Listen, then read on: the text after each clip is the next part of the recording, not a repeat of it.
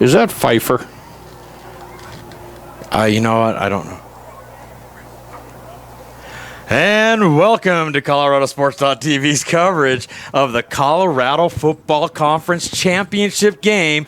We're at North Stadium in Westminster, Colorado. My name is Eric Chacon, and I am again graced by the presence of longtime CFC owner, coach, Redbeard. How are you, buddy? I'm doing pretty good. Been looking forward to this tonight.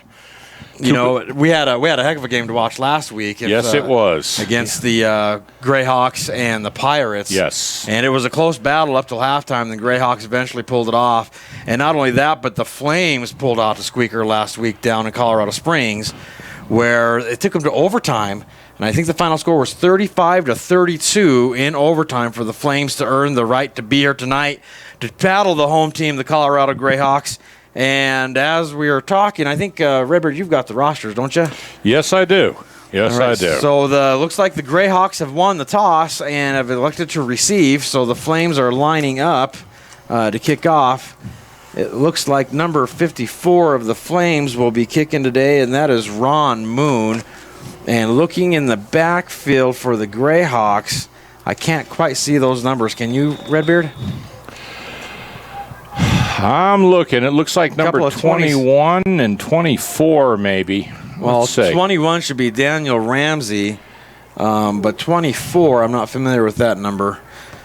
But here comes Ron Moon. Looks like everybody's ready, and he's getting ready to put his foot in it, and he does. And it's a short line drive, bouncing over the head of number 28, I believe, and he's finding his blockers up front, and he's cutting inside, following them all through, finally brought down.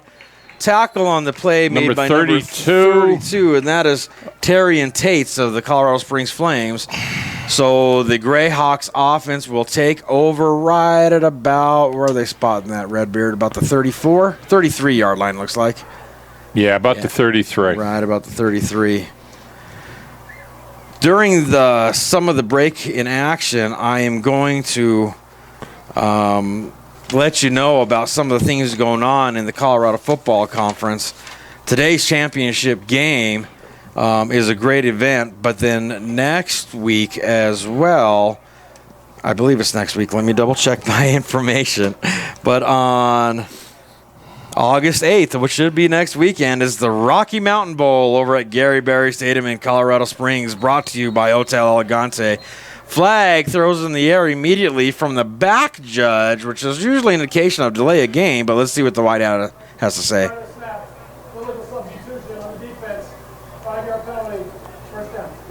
The Flames get caught with a late substitution.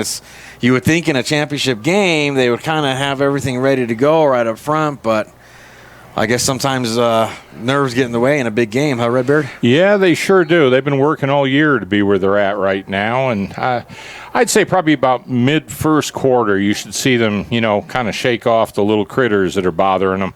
All right, so the Greyhawks go into a wishbone, hand it off up the middle. Ball looks like it's loose. There's a pile on the ground. It looks...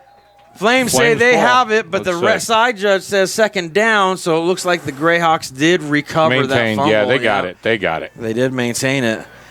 For those of you who did watch last week's game against the Greyhawks and the Pirates, there were some ejections, and number 2 of the Greyhawks was ejected from the game. But what the Colorado Football Conference allows for is a grievance on ejections. And after further discussions with referees and a grievance committee, which consisted of 2 owners from different teams and a player from a different team, they ruled Julian Banks available to play. So he takes him in a wishbone formation, handoff up the middle. Looks like Bobby Purify has the ball, and he is punishing players as he moves that ball forward. Gain of about 4 on that play. And that tackle was made by 72, Calvin McNeese.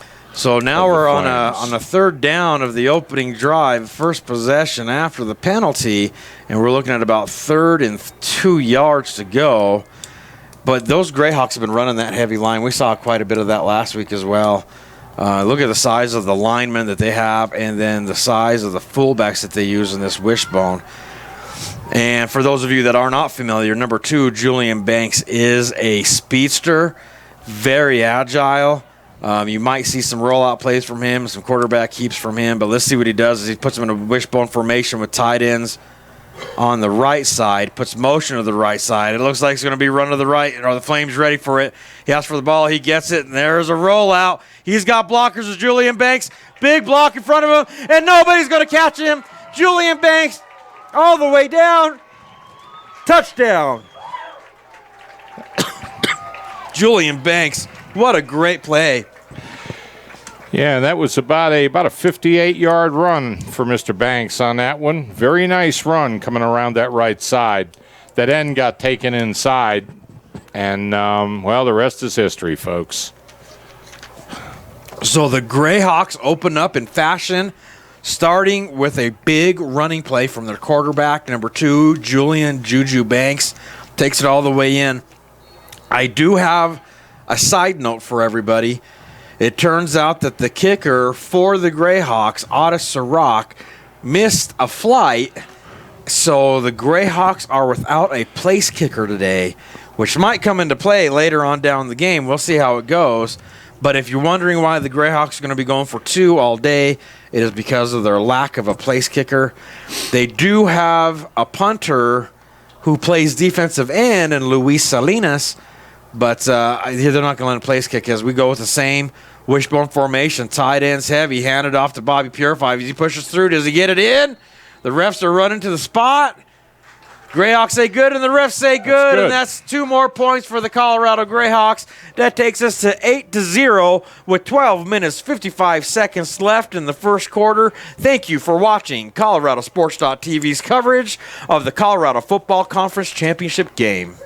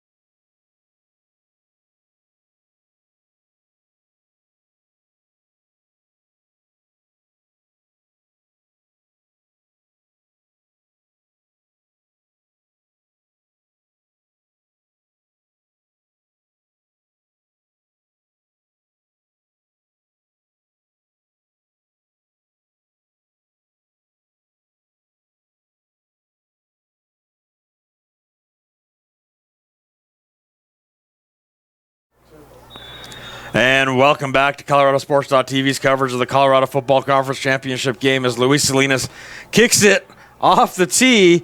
Could have went out of bounds, but then the player received it and ran out of bounds right at the Flames' 39-yard line. Yeah.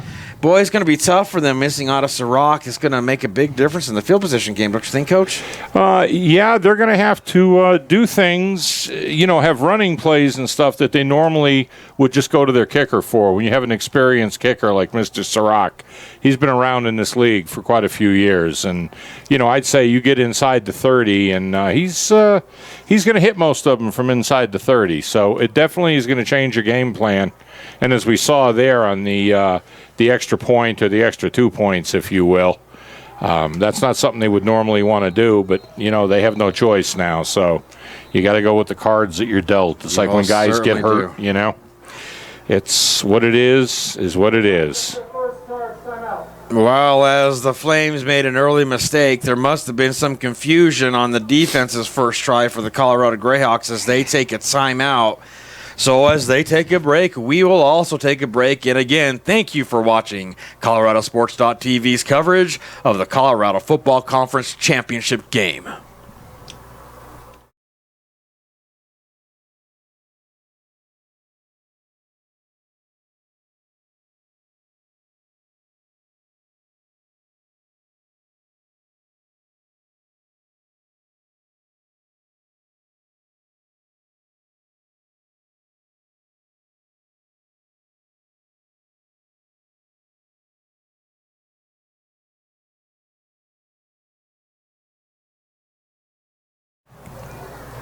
And welcome back to ColoradoSports.TV's coverage of the Colorado Football Conference Championship Game.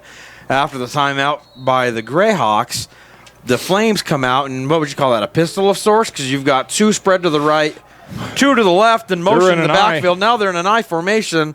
Greyhawks look to have a 5 front, and here comes the blitz. Handed off the middle. Gain of about 2 on the carry.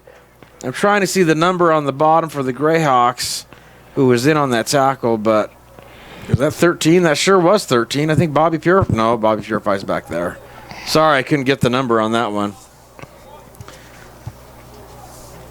Okay, so going to make some substitutions are the Greyhawks, and as the Flames break out of their huddle, let's see what kind of formation they go into.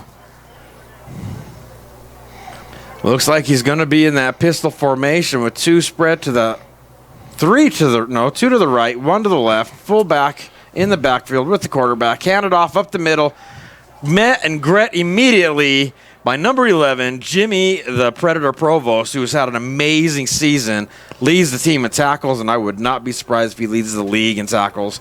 I call him the Predator because, like a Predator, he sniffs out whoever's carrying the ball, and he makes sure to attack him. And that's the number to watch, is number 11 for the Colorado Greyhawks, that middle linebacker. So big 3rd down play for the Flames here if they want to answer from that first scoring drive by the Greyhawks, as they're down 0 points to 8. And they're taking a long huddle. And I'm keeping my eyes on the back judge to wait them to see if they're running out of time, but they look okay. So it looks like we're going to go to a shotgun formation with 2 receivers to the right, max protection in the backfield. Greyhawks look to be in a 4 front. He fades back, looking to toss. It's a pass across the middle. That's caught. That's caught. That's a great catch there by number 26, 16.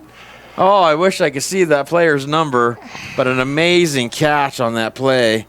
And actually, I do think it was 16. Oh, no, they don't have a 16. They have a 26, Nick Noble. Maybe that's who that was. Are we missing a Greyhawks roster? No. Oh. Yeah, maybe we are. Oh, there she is. All right, sorry about that, folks. All right, so as they get that first down, the Flames come out, and another pistol of sorts. They're changing the formation, going to a max protect. Look at that formation, Redbeard. They've got 3 in the backfield and a shotgun. Handed it off to number 34, and he's running it outside, and he finally gets brought down. Good carry by number 34. That is Philip Tedder of the Colorado Springs Flame. Gain of about 4 yards on that carry, it looked like. So am I right about that? 3 yard gain on that. And what I'm also going to do during some of these breaks and actions, I'm going to go ahead and announce that the Colorado Football Conference has finally done it, and they've created a Colorado Football Conference Hall of Fame. This is their inaugural Hall of Fame class, and all the people that are on this class deserve every bit of the recognition that they're getting. So out of a shotgun formation, 2 to the right, 2 to the left, handoff up the middle, number 24, and there's a wall of gray jerseys to meet him and greet him in the backfield. Loss of about 1 yard. So we're going to be looking about 3rd and 8. So I'm going to take this time to go ahead and announce the 2015 class of the Colorado Football Hall of Fame. Congratulations to, here's the players, Steve Lippy of the Denver Titans, Darren Magpie of the Denver Pirates, Antonio Bear Barrera from the Colorado Springs Flames, Charlie Ricks played for the Titans and the Pirates, and one of the all-time favorite quarterbacks in the Colorado Football Conference, Jason Chewy Lachuga, played for the Titans, the Pirates, the Wolverines, and the Wildcats. Probably more, but they're not listed. There's also Fred Kiger of the Colorado Springs Flames. Corey Hartman played for the Flames and the Steel. And working the clock today is Steve Crosby. He played for the Grizzlies and the Silverbacks, and we're in a shotgun formation, motion across the middle, handed off out to number 34 as he bounces outside, gets past the down lineman, and fighting for the first down, and he's going to fall short. The Greyhawks defense holds. That'll take it to 4th down and 2? I think 4th and about maybe 3. 4th and about 3. 4th and about 3 yards to go. All right, so I stopped that announcement of Steve Crosby, and I'm also going to start congratulating Rick Smith II of the Colorado Springs Flames. Ryan Collins played for the Titans, the Pirates, and the Greeley Blaze. Tim Cephas played for the Flames. Michael Coco was a Flame. Brian Payne played for the Titans, the Wolfpack, and the Bulldogs. And as he breaks the huddle, they're going for it on fourth down. Look at that formation. That's a full house with a receiver on the right, receivers on the left. And look at the Greyhawks crowd that box. Here comes the pressure from the Greyhawks. Throws off his back foot. It's caught. First down. Inbounds. He is saying it is a catch. That's going to be a first down. The clock is going to stop to move the chains, and the Flames are driving on their first possession with 7 minutes, 43 seconds left in the first quarter. Now, allow me to go back to my list. As I finish with Brian, I'm going to start with Nick Galbraith of the Denver Pirates and the Reapers. And old man Cliff Jones is still playing in the league, but he is with the Mile High Grizzlies and the Colorado Cobras. Dion Harris played for the Titans, the Wolfpack, the Wolverines, and the Blazers. And as he breaks the huddle, he's going again with that heavy backfield. Looks like a full house of sorts, right, Coach? Receivers to the right, receivers to the left. Everybody's in the box. Handed off to 34. They like what he's doing. He's showing them why. But then eventually gets brought down. Maybe a loss of 1 or a half a yard. Yeah, it looks like a loss of about 1 on that. It looked like he was in that double wing formation starting out, and then he shifts those backs out into that. It looks like a pistol for the most part. Now, the pistol I've seen with two running backs in the backfield, but they're actually going with like 3. So is that still considered a pistol, Coach? I would. A full house, when I think of the old term full house, that was the split T, where you had behind the quarterback, you had the fullback directly behind and the 2 halfbacks out, and with double tight most of the time. But, all right, well, they're back to that formation with 3 running backs and motion across the middle, pitch out again to 24 this time, and he fights forward. He finally gains what he lost a little bit, maybe 2 more yards, so a total of about 3 yards on that carry. It's going to take us to third and about 8. For the Flames, and another big third down play here, Coach. Flames uniforms, it's hard to see the colors. Yeah, and you know what? You make a really good point there, Coach. Forgive us, Flames fans and Flames players. The red on white is really hard to see from our vantage point, so if we don't get your numbers right, we truly apologize, but we're going to do the best that we possibly can, especially here on a big third down play for the Colorado Springs Flames with 5 minutes, 40 seconds and ticking on the clock. He's going to a max protection shotgun with 2 to the right, 1 to the left. He brings that back guy in the backfield. Fake handoff to 34, pump fake. Caught!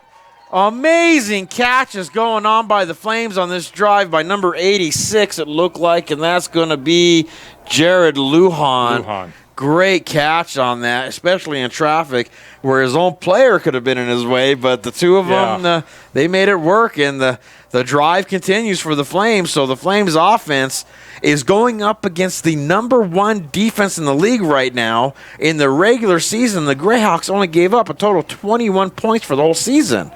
And now the Flames are marching down the field doing exactly what they can.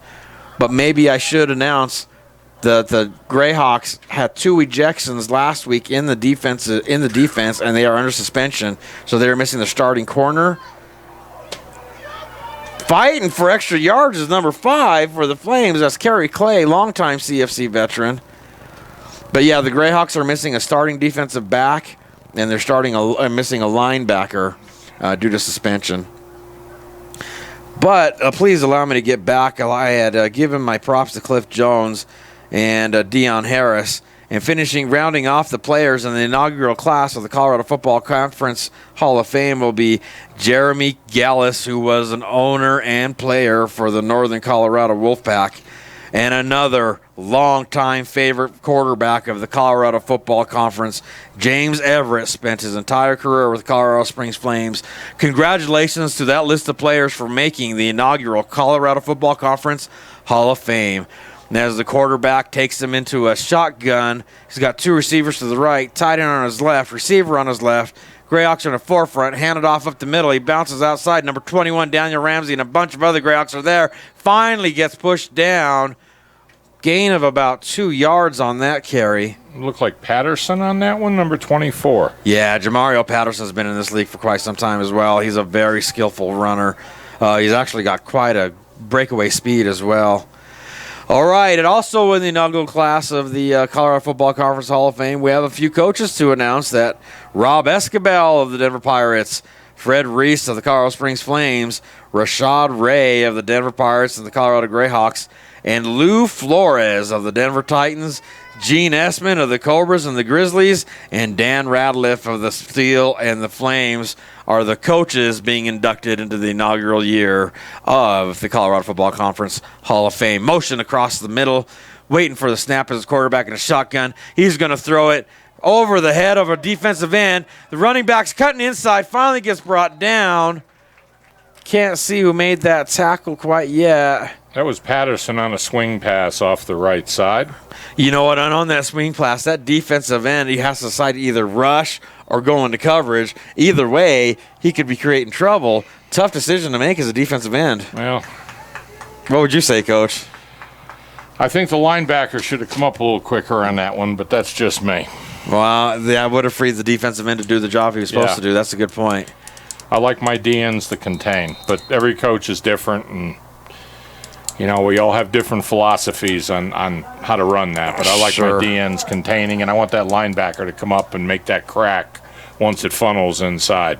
Oh, we got a timeout. Yeah, the Flames have already made 1 4th down conversion on this drive, and they're looking at a 4th and about 5 to go right now, so they decided to take a timeout. And as they take a break, we'll take a break. And thank you for watching Colorado Sports TV's coverage of the Colorado Football Conference Championship Game. Okay.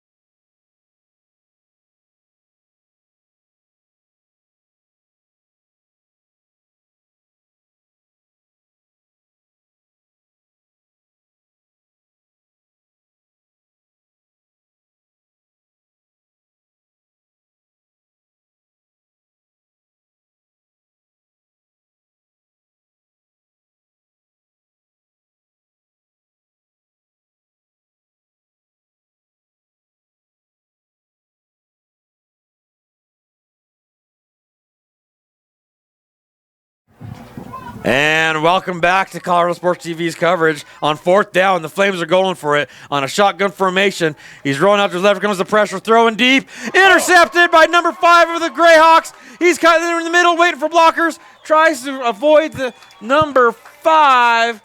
Jevin Colbert makes the interception, stopping that long drive of the Flames. And the Colorado Greyhawks are going to take over after that interception. Boy, that's exactly what the Greyhawks needed right there. Yes, it is. All right, so as they take over, I am going to finish and try to finish the announcement of the inaugural class of the Colorado Football Conference Hall of Fame, and we have some executives that made it in. Bruce Yarish of the Metro Wolverines made it, along with his wife, Shannon Yarish. Julius Lyons of the Denver Titans, he was also a trainer. Long-time head official for the Colorado Football Conference, George Demetrio, makes it in. Otto Fife was the CFC founder, along with TJ Cole was also a founder. Bobby Harrelson of the Flames was one of the founders, along with Jerry Cardin and Jerry Aragon, who founded the Titans and part of the CFC. Congratulations to everybody in the inaugural class of the Colorado Football Conference Hall of Fame. Handoff outside to the right, fighting for extra yards. I couldn't see who made the carry, but it was about a gain of 1 yard there. Boy, the Flames are doing a good job against the run so far that I can see. Yeah, they're stacking that middle up pretty good on this tonight, but I just think with Purify back there, they're gonna hit that middle, and then all of a sudden he's going to be headed to the outside. But that long play that they scored on, that was definitely, that was designed, especially when they saw that end coming in. Bang, outside they went, and it was a nice long run. Well, I'm going to guess that it's number 28, Marcus Hubbard, in the backfield, because I can see Bobby Purify on the sideline. So Julian Banks puts them in an I formation with tight end on his left, receivers on his left, on the right, tight end motions to the right. The Flames look to be in the forefront, but look how many guys they have in that box. Handed it, he's trying to bounce outside. Here comes the Flames, try and stop him. He fights forward for extra yardage. Gain of about 6 on that play, if not more. Yeah, about 7-yard carry on that by Marcus Hubbard. And as Hubbard taps out, here comes number 13, Bobby Purify, coming in the backfield for the Greyhawks on a 3rd and 3 play. It looks like the Flames are making some substitutions as well. So let's see what they've got to do. Okay. Looks like they're bringing in number 12. And there we go, Merritt. There we go. Late substitution by the Flames. Had to get somebody off the field before it was too late. There's that wishbone formation. Tight ends on the right. Let's see what they do with it this time. Julian's asking for the snap. He gets it. Hand off to Bobby as he pushes forward. Does he get enough? It looks like the refs are spotting it right. And the white hat says he's got it. So that's a first down run by Bobby Purify against the wall of white jerseys. There's a lot of defensive players there to try and stop him, Coach. Yeah, I was kind of surprised to see him take it inside like that. I kind of expected, a little trickery on that one. But again, I guess they want to get their basic ground game going. And all right, that brings us to the end of the first quarter with a score of 8-0, Greyhawks over the Flames. Thank you for watching ColoradoSports.TV's coverage of the Colorado Football Conference Championship Game.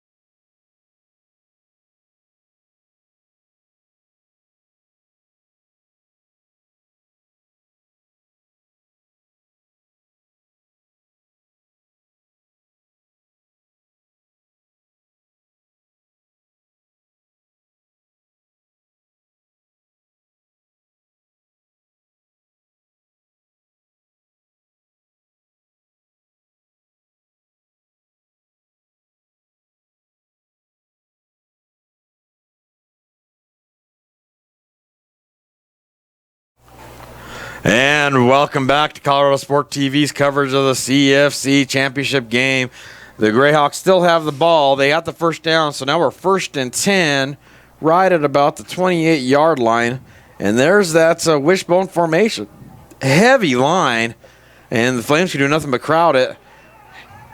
Julian fakes it, run past deep, overthrown, trying to connect with number 44, Sean Barney. Yeah, he came off at the left tight end position. I mean, that formation looked run all the way. That was a running formation, and then they just threw a nice long pass on that. Interesting that they got Sean Barney in as a tight end on this because he's a good linebacker. So, and I know that Ryan Horn suffered some injury before the game last week, but then he had to suit up and play anyway and caught a beautiful touchdown pass. So it looks like they're just putting extra meat on there and tried to confuse them with Sean Barney over there, but now they're sticking with that wishbone. It looks like Ryan Horn's on the right, Barney's on the left. The Flames are crowding the line. It's 2nd and 10. Looks like he pitches it outside to Hubbard and met immediately by number 10 of the Flames. Seth Hastings interrupts that play.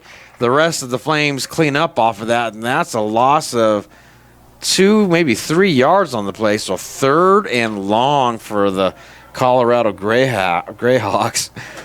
And, boy, they're going to have to come up with a very good play here. All right. Redbeard is doing everything he can to distract me, and it's working. So as Sean Barney comes off the field, along with number 98, in come the receivers. So I think we know, I think the Flames know, I think everybody in the stands knows it's time to throw, and Julian Banks can do that. But if you give him too much time in that pocket, he can also take off with that speed that he has. So let's watch what Julian Banks decides to do. He's got a heavy backfield, though. He's got a very big fullback in there. Number 10 shifting over to the right. I think that's Bear, isn't it? No, that's John West. Oh, yeah. Number John 90. West. All right, the Greyhawks had some confusion, so they went ahead and called a timeout. And since they're going to take a break, I'm going to take a break. And again, thank you so much for watching ColoradoSports.TV's coverage of the Colorado Football Conference Championship Game.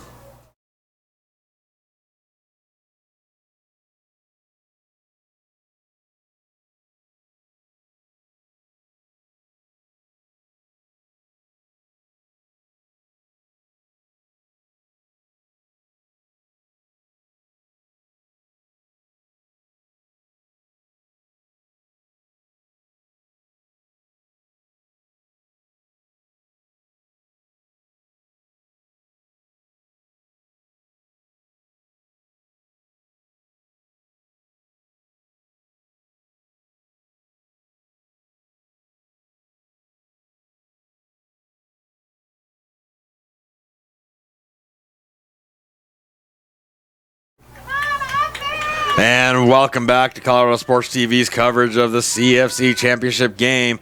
We're looking at 3rd and about 13. The Greyhawks send 2 receivers to the right.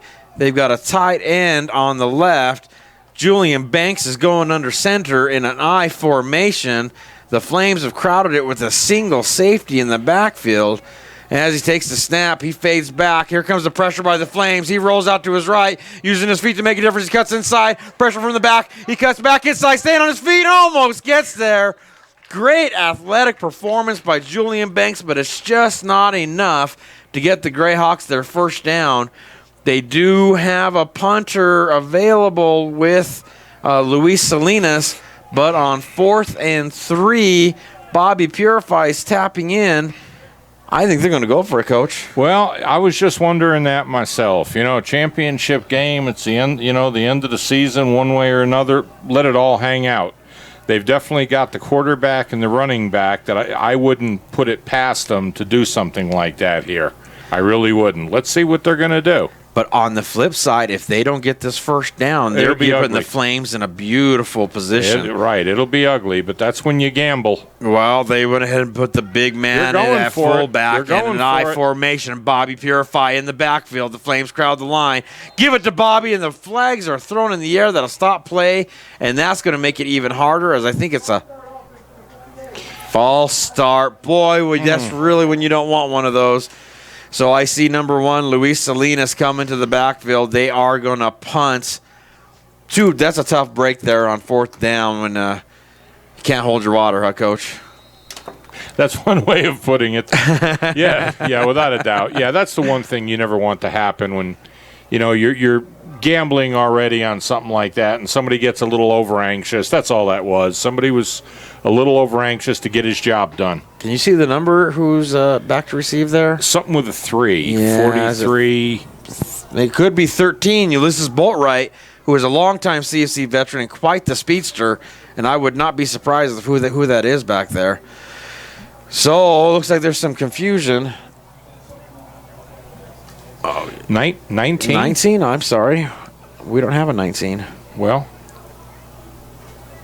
I think it's 13, but we'll see here. As they line up, let's see if see what Luis Salinas can do punting here. Here it comes. A block! It's immediately trying to recover as a Greyhawk, and he does. He's moving it forward. I think that's going to be a first down for the Greyhawks. It was touched by a Flames player. That makes it a free ball, does it not, Coach? Yes. And then recovered by Bobby Purify, and he runs it forward. I think that's going to be a Greyhawks first down. Yep. Well, the refs are discussing something over there on the sideline with the coaching staff of the Flames, but I'm under the impression that the rules are the rules, Coach.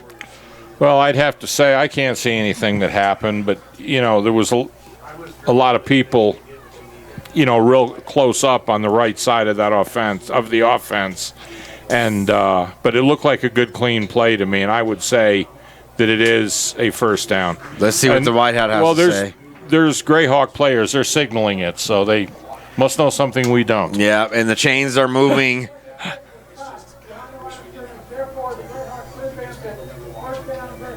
Now, I wonder if that's an offensive play that they practiced this week. Let the player go through and block the kick? Yeah. And then recover it and let Bobby take it. I don't think. Would you waste any time in practice on a play like that, Coach? Beautiful performance by Bobby Purify because it was touched in the backfield by a defensive player. That makes it a live ball. Bobby had the heads up. No knowledge to pick that ball up and run and advance it, and the Colorado Greyhawks are still driving down the field. 1st and 10 at their own 47-yard line. We're in a pistol formation with receivers on the right and the left. Takes the handoff up to 28. Marcus Hubbard moves that ball forward. There's a flag coming from the white hat. So it's usually a good holding call. Yeah, I was going to say, I guess where he's calling it, I'd guess, that it's holding. Looks like we've got a Greyhawk. It's holding. Number 58 of the Greyhawks gets the hold. I can't see his number. No, we don't have a 58 on this roster, unfortunately. But that's going to push him back and take it to 1st and 20 after a pretty good run by Marcus Hubbard. And Marcus, I'm going to take this time right now to apologize for messing up your name all season long. I got it now, buddy. Hubbard it is. So they're asking for the clock to run. And it is with 11 minutes, 19 seconds left. We're going with the pistol formation. Receivers right and left. The Flames got that forefront, but the linebackers are crowded really close up to it. Rolling outside right is Julian Banks. He had to go the other way. Using that speed, he puts on the Jets and finally gets pushed out of bounds. Pretty good gain on the play, but did he make it back? Oh, where are they spotting that, Coach? I'd say... Boy, I'd like to see that spot. I thought he made about 6 or 7 yards, but he must have stepped out of bounds. Yeah, because they're putting it back at the original line of scrimmage. Back to the original line of scrimmage, so that was a gain of nothing, it looks like. Yeah, he must have stepped out of bounds. And keep in mind, folks, that's on the opposite side of the field from us. And unfortunately, our producer, Scott Schlesinger, did not bring his drone with a camera on it for us to see that side. But anyway, it's still going to be looks like maybe a gain of 2, because it looks like we're going to be about 2nd and 18. Maybe they need to bring those wires back. Illegal in North America. Or you'd have someone looking to shoot it down, right? Right. All right, so Julian Banks goes into, flag on the delay. Boy, after a heads-up performance by Bobby Purify, penalty after penalty is forcing these Greyhawks backwards. And now we're looking like 2nd and Fort Collins again for these Greyhawks. They got a long way to go. And some late substitutions going on, and it looks like there's some confusion as Julian Banks is looking for the sideline for some answers. He's going to have to get this call off before they get another delay of game. I'm watching the back judge to see for his hand motions, but it looks like they're going to get it off as he goes shotgun formation, 2 to the right, 1 to the left. Boy, the Flames are crowding that line, and here comes the pressure. He's decided to hold it. He pulls it up, throws it. Caught by number 3. Brought down. That is going to be a Finch. Yeah, that's your guy there, Coach. D'Ambrose comes up big on 2nd and forever and gets the first down, and the Colorado Greyhawks drive is still alive. Great catch by D'Ambrose. It was, yeah. He normally is a cornerback, and he and I were pretty good friends, and we actually worked together for quite a few years. And I teased him when he went over to offense this year. I wasn't sure that he knew how to catch a football. He did a great job on that one right Obviously, there. he does know how to catch a football. my hat comes off. Good job, That D'Ambrose. was a heck of a catch. So now he's going to spread them out again. 1 to the right, 2 to the left. Shotgun formation. Oh, I'm sorry. There's 2 to the right, 2 to the left. Flames are still crowding that line. Handoff up the middle to Bobby Purify as he's stopped by a wall of Colorado Springs Flames, led by number 1, Dante Stewart, another long-time CFC veteran. So he got back to the line of scrimmage, so it's still going to be 2nd and 10 for the Colorado Greyhawks, and they finally are in Flames territory because they they gave him a yard. About a yard. They gave him a yard. So it'll be 2nd down from the 35-yard lines for Julian Branks as he breaks the huddle. Looks like he's going to be in a shotgun formation with Bobby Purify right next to him as he sends 2 receivers to the right, 2 to the left. Waiting for the snap. He gets it. Bobby's looking to block somebody. Looking for something to happen. Julian throws it deep, and it is incomplete. Number 3, DeAmbrose Finch, was in the area, just a little overthrown. So that's going to bring the Greyhawks up to a 3rd and 9. This is a pretty good defensive football game so far. Yeah, both Ds are actually stepping up. I mean, the score that the Greyhawks had, it wasn't really a drive. It was, on one long play. Like, I think that was about a 57 or 58-yard run. I think you're right. That he made coming around the right side of his line. And but nobody's really had a real sustained drive here where they've just taken it and jammed it down somebody's throat. That's not happening out here. This is a good defensive game now. Well, the Flames' first drive was going very well, but then the defense stepped up and got that interception. So Julian Banks is in a shotgun formation, spreading them out, 2 to the right, 2 to the left, takes a snap. Here comes the pressure up the middle, throws it deep, almost intercepted by number 13, Ulysses Boatwright. In the area was number 5, Jevin Colbert? No, Tyrone Allen. I wonder how old this roster is. Well, this is the one they gave us. So we have to go off of that. So here we are, Coach. They've already tried on 4th down a couple times. And then that punt happened. And as I look on the sideline, Luis Salinas, the punter for today's game, is still standing on the sideline. They're going to go for it on 4th and 9, Coach, with 8 minutes, 16 seconds left on the clock in an 8-0 game. Greyhawks over the Flames. Is he going to empty backfield?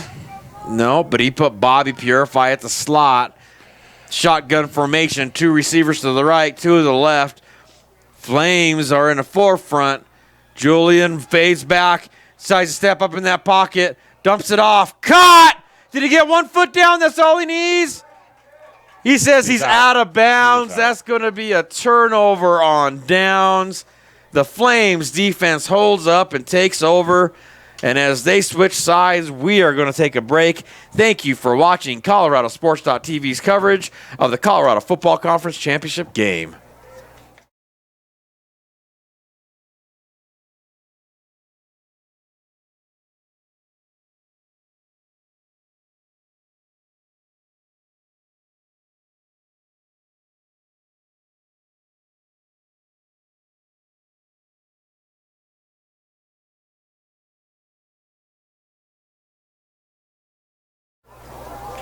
Thank you for watching Colorado Sports TV's coverage of the Colorado Football Conference Championship Game. The Flames just took over on down, and here comes that offense.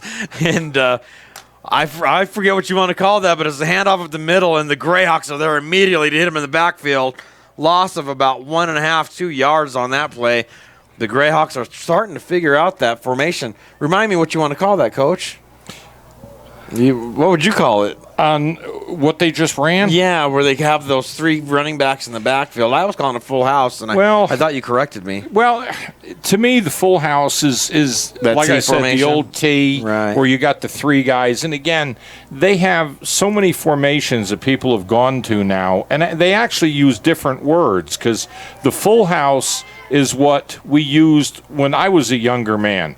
We ran that, the full house T. But now, many places call it the robust offense. Yes, correct.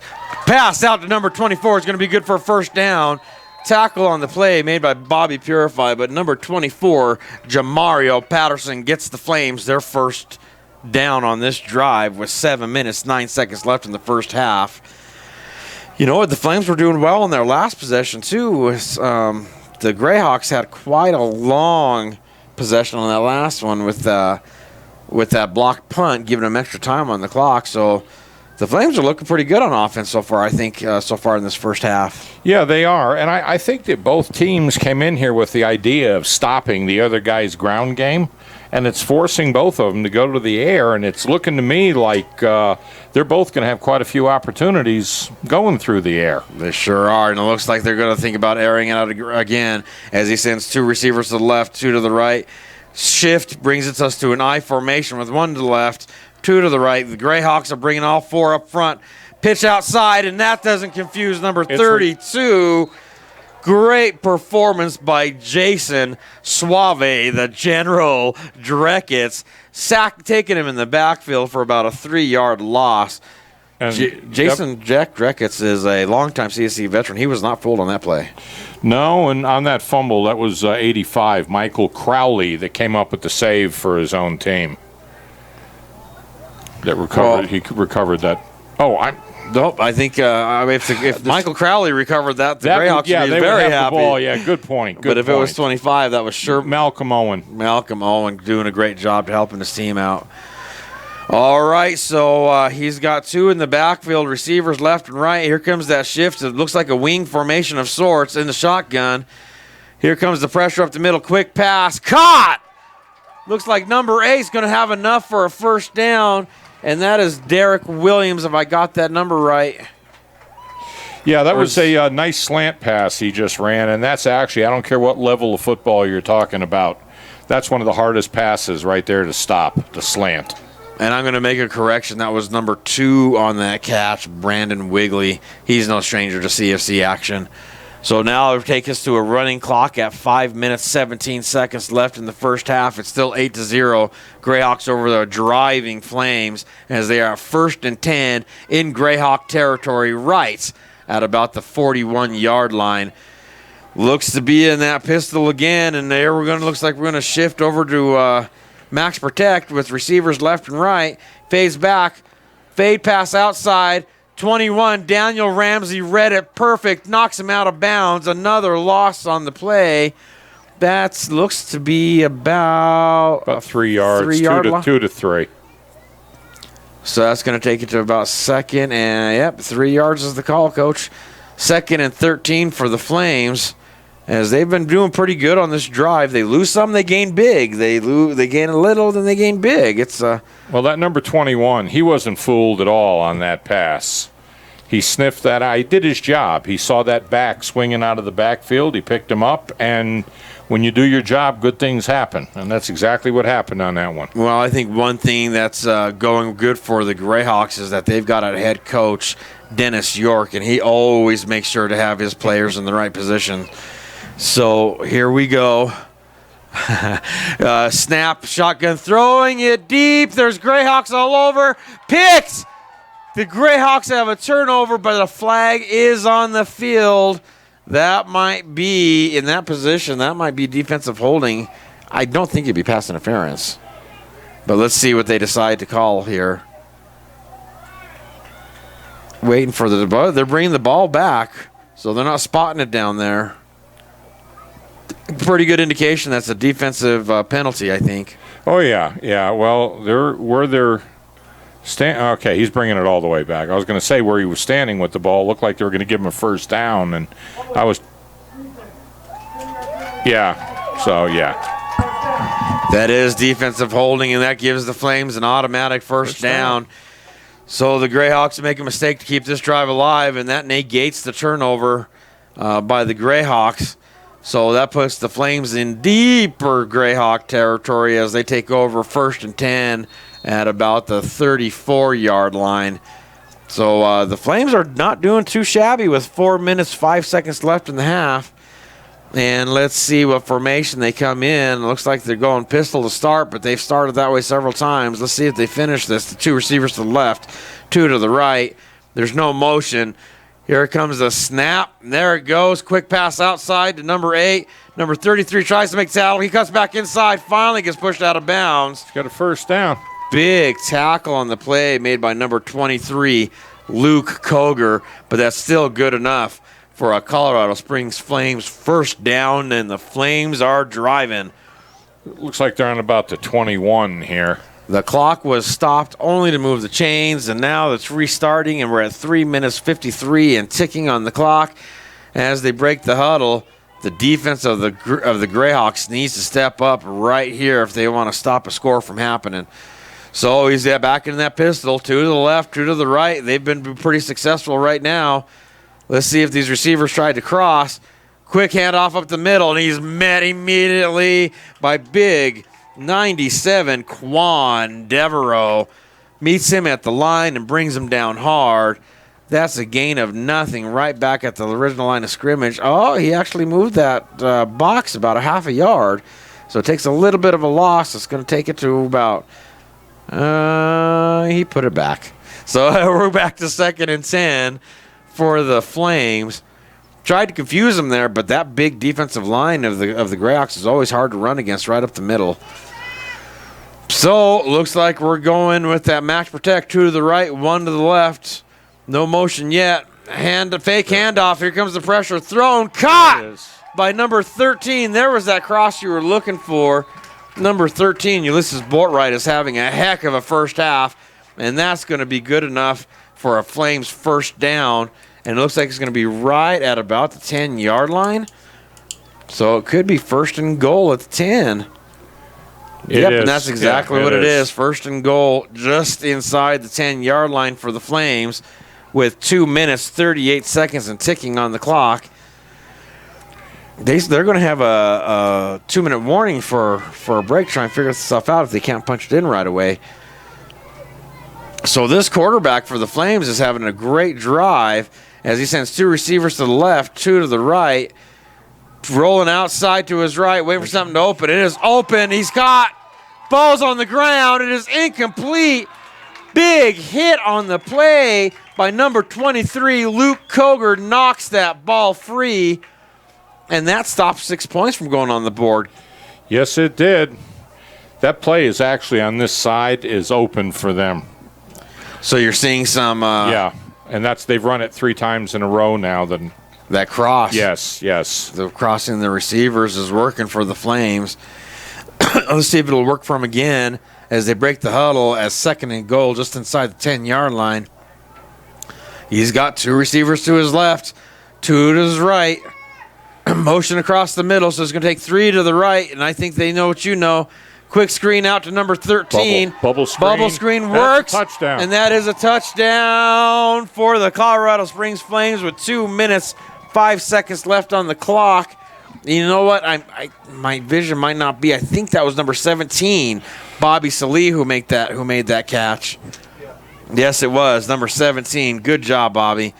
So the Flames get on the board with 2 minutes, 5 seconds left in the first half. It's 8-6. Now, what's going to be interesting with the Flames, do you go ahead and place kick, or do you have to match the 2-point? They're going to go ahead and place kick. They're going for 1, and the Flames need 1 other player to come on the field, and here comes the final guy. So, small confusion there on special teams for the Flames, but it looks like they've got everybody they need. The place kicker is asking for the snap. It's down. The kick is up.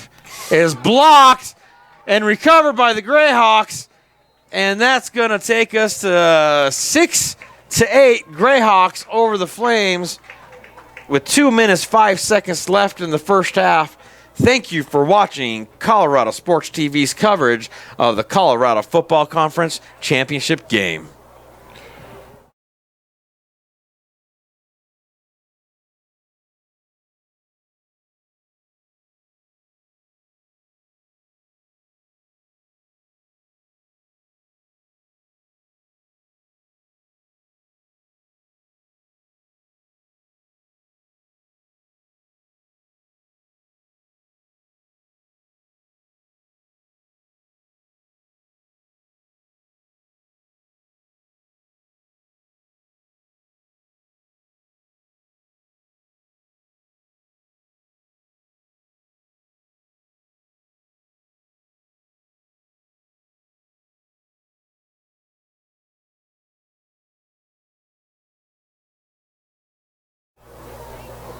And welcome back to ColoradoSports.TV's coverage of the CFC Championship game as the long drive by the Flames results in 6 points. There's the kick. It's up, and it is ready to go, and he's waiting for his blocks to set up, and gets a blocker pushed right into him. There's a flag on the play. We're going to see who that comes against here. Now, Coach, you made a very good point during the break. Why don't you go ahead and tell everybody what we were just talking about? As far as the difference between the first Flames drive for a touchdown versus the Greyhawks touchdown run. That was a hit in the back. He pushed him right into him. That's going to make it an even tougher position. But, yeah, basically what you were saying is that long drive by the Flames. Oh, yeah, no, as a defensive coach, I mean, when the Greyhawks scored, it was on a long play. It was on a good, athletic, long play. And as a coach, I don't worry too much about a play like that. What I do worry is what the Flames just did. They marched down the field, and as I said, they had a little bit of help. Yes. With some penalties, but that's part of the game. You've got to expect that. It happens. And that was a nice sustained drive they had. They mixed it up, and then they found what may be an Achilles heel for the Greyhawks tonight, having that one cornerback out for the game, their starting cornerback. And they found something on that side. Well, it definitely worked on that drive, and Julian Banks decides to hand it off up the middle. And making a big gain on that play is Marcus Hubbard. Huge carry on that. I think that's going to take us to the 2-minute warning with 1:53 on the clock. They're going hurry-up offense here. Maybe I missed the 2-minute warning. Yeah, because they're running the clock, and we're at 1:51 and ticking. Still in shotgun formation are the Greyhawks. 1 to the left, 2 to the left, 2 to the right. Takes a snap. Here comes the pressure from the outside. Thrown outside to Ryan Horde, number 19. Let's see what he can do with it. He finally fighting for extra yards. Does he try to get out? He gets placed out of bounds. That should stop the clock with 1:36. That is a Colorado Greyhawks first down. Great play by Ryan Horn and a beautiful read by Julian Banks to find him. Yeah, neither one of these quarterbacks, or I should say neither one of these offenses are afraid to put the ball in the air tonight. As I said, they both came in with the idea of stopping the other team's run. They both got good-sized lines. They don't have to apologize for the size of their linemen. And they're doing a pretty good job stopping that run game. And I think the sustained drives we've seen from both teams have had a lot of passing involved in them, and I think we'll see that all night long. That'll create an exciting game as Julian Banks is in shotgun with 2 to the right, 2 to the left. There's got to be 3. Oh, no, there's the backfield. And Julian rolls up into the pocket. He's trying to wait for somebody to get open, gets rid of it. Caught by number 16, but I saw a flag fly in the air. So let's see what that penalty is going to be for. It looks like it's going to be offsides against the Flames. Encroachment. Yeah. Well, if it was encroachment, it would stop the play. Okay. If I'm right. So it looks like there's somebody lined offsides. Encroachment. You called it.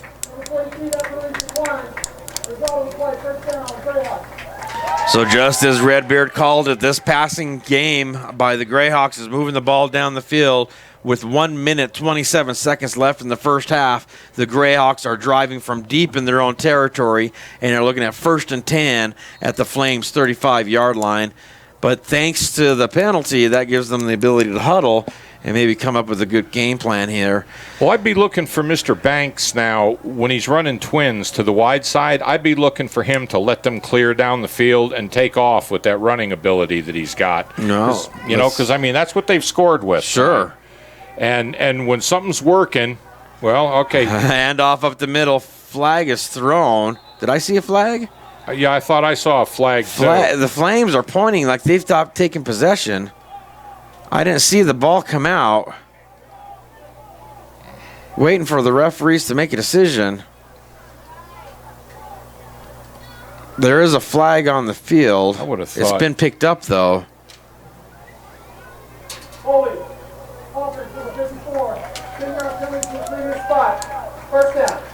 So So that holding penalty is going to make it that much harder for the Colorado Greyhawks to accomplish their goal of scoring before halftime with 1:22 left in the first half. Let's see what they can come out with here. Ref is asking for the clock to start running, so now we're at 1:20 and ticking. The Greyhawks are still trying to figure the play out as Bobby Purify goes to the slot. 1:12 and ticking. It looks like Julian is in a shotgun formation, 2 to the right, 2 to the left. Flames are in a forefront. Here comes the pressure up the middle. No. Julian has to run outside to his right. He throws it across the middle. Could have been intercepted. The defender didn't even know the ball was near him. Flag is on the ground again, right at about the 52-yard line, or the 48-yard line. So that'll stop it with 57 seconds left. Didn't realize what side of the field we were on there, Coach. Yeah, it's only this side that has a 52. You're making fun of me. Not at all. No, I made a mistake. For people that are listening to this, it's, this is not an easy thing to do, sitting here like this. And we're trying to see numbers and, it's fun. And the ones that we can see, like the ones on our side of the field, we can see just fine. But it's not easy sitting here entertaining everybody. Well, and then, I totally appreciate you trying to excuse my mistakes, but there's no excuse. There's no excuse for the mistakes made by the Greyhawks, as another holding penalty takes us to first and Cheyenne, Wyoming. So we've got an empty backfield with 3 to the right, 2 to the left. 57 seconds left in the half. Julian Banks asks for the snap, and here comes the pressure. He's forced to step up, throws the ball deep, caught, but taken down immediately. That's going to stop the clock. Number 28, is that Hutchins? Hubbard, I believe it. Hubbard is 28. No, I'm killing his name. But that is going to stop the clock because he got the first down. So the Greyhawks are either going to have to call a timeout or hurry, because now the clock is asked to be run with 51 seconds and ticking. They're in a hurry-up formation. Great play by the Marcus Hubbard on that. So waiting for the snap with 40 seconds left on the clock is Julian Banks, down to 37 seconds and ticking. There's the snap. Here comes the pressure. Julian rolls outside to his left. He's going to let his feet do the talking for him as he's trying to get in there. Pushed out of bounds. That'll stop the clock with 28 seconds. The Greyhawks are driving. Yeah, that play where he's running the twins to the wide side of the field with his speed, especially if you put Purify out there, because the minute you put Purify out there, that's going to bring the safety over the top to keep an eye on him because of the kind of athlete that he is. Correct. And if they go long, and especially if Purify comes back toward the middle of the field, he'll be bringing 2 guys with him, and that's going to leave it open for Mr. Banks with that athletic ability and speed that he's got. And that's exactly what they just ran. And, I mean, that should almost be a called play for them right now. I hear you, because it obviously works. Yeah, well, it's...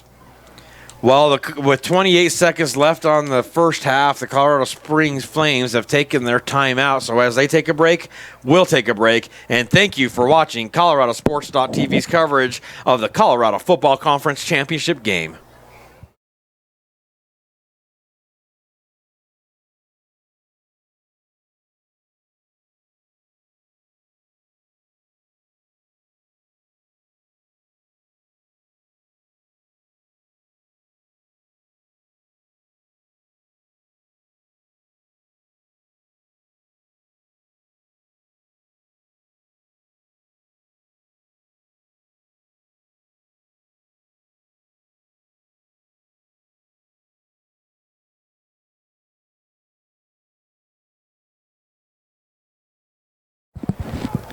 And welcome back to ColoradoSports.TV's coverage of the CFC Championship Game. And what a game it is. 28 seconds left in the first half. It is 8-6. Greyhawks over the Flames. Greyhawks are first and goal at about the 6-yard line in a shotgun formation as Julian Banks with 2 to the left, 2 to the right. Here's a snap. Handoff up the middle. Marcus Hubbard's pushing forward. Does he have enough to get in? The clock is still ticking. Waiting for the whistle, and it is blown. It is still ticking. The Greyhawks call their timeout with 17 seconds left in the first half. Marcus Hubbard was so close to punching that in, Coach. Yes, he was. He took it to about the 1, and he was trying everything he could think of. To me, I like little short power backs down inside of the 10. Sure. Purify. He's a much taller back. He's got really good leg strength.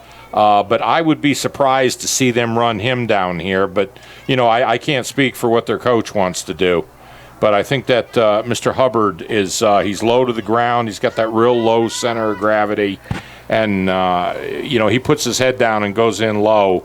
This should be a fairly easy touchdown for him. Well, I can't see where they're putting that fullback, but if you see 90, 93, or 97, it's usually a pretty good indication that they're going heavy. But instead, nope, they're going single.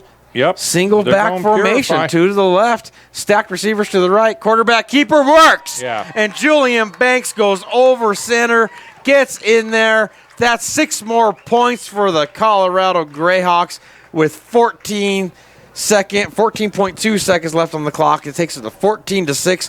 And keep in mind, no place kicker means the Greyhawks are probably going to go for 2 right here.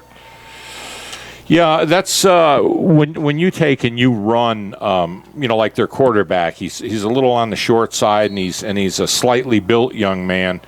It's hard to find him in that mess with those big linemen. Sure, and that's what he did that time. He just scooted right. He got down low, and just took it right in behind, right off the behind of one of his linemen, and and they couldn't find him in there. They got good penetration, but. He's a slippery little package to grab a hold of out there. Sure is. The pistol formation to the left. Looking quick pass right, and that's going to work. Number 10 gets in there for the 2-point conversion. Longtime CFC veteran Will Martin puts 2 more on the board. That's going to take us to 16-6. Greyhawks over the Flames with 14.2 seconds left in the first half. Thank you for watching ColoradoSports.TV's coverage of the Colorado Football Conference Championship Game.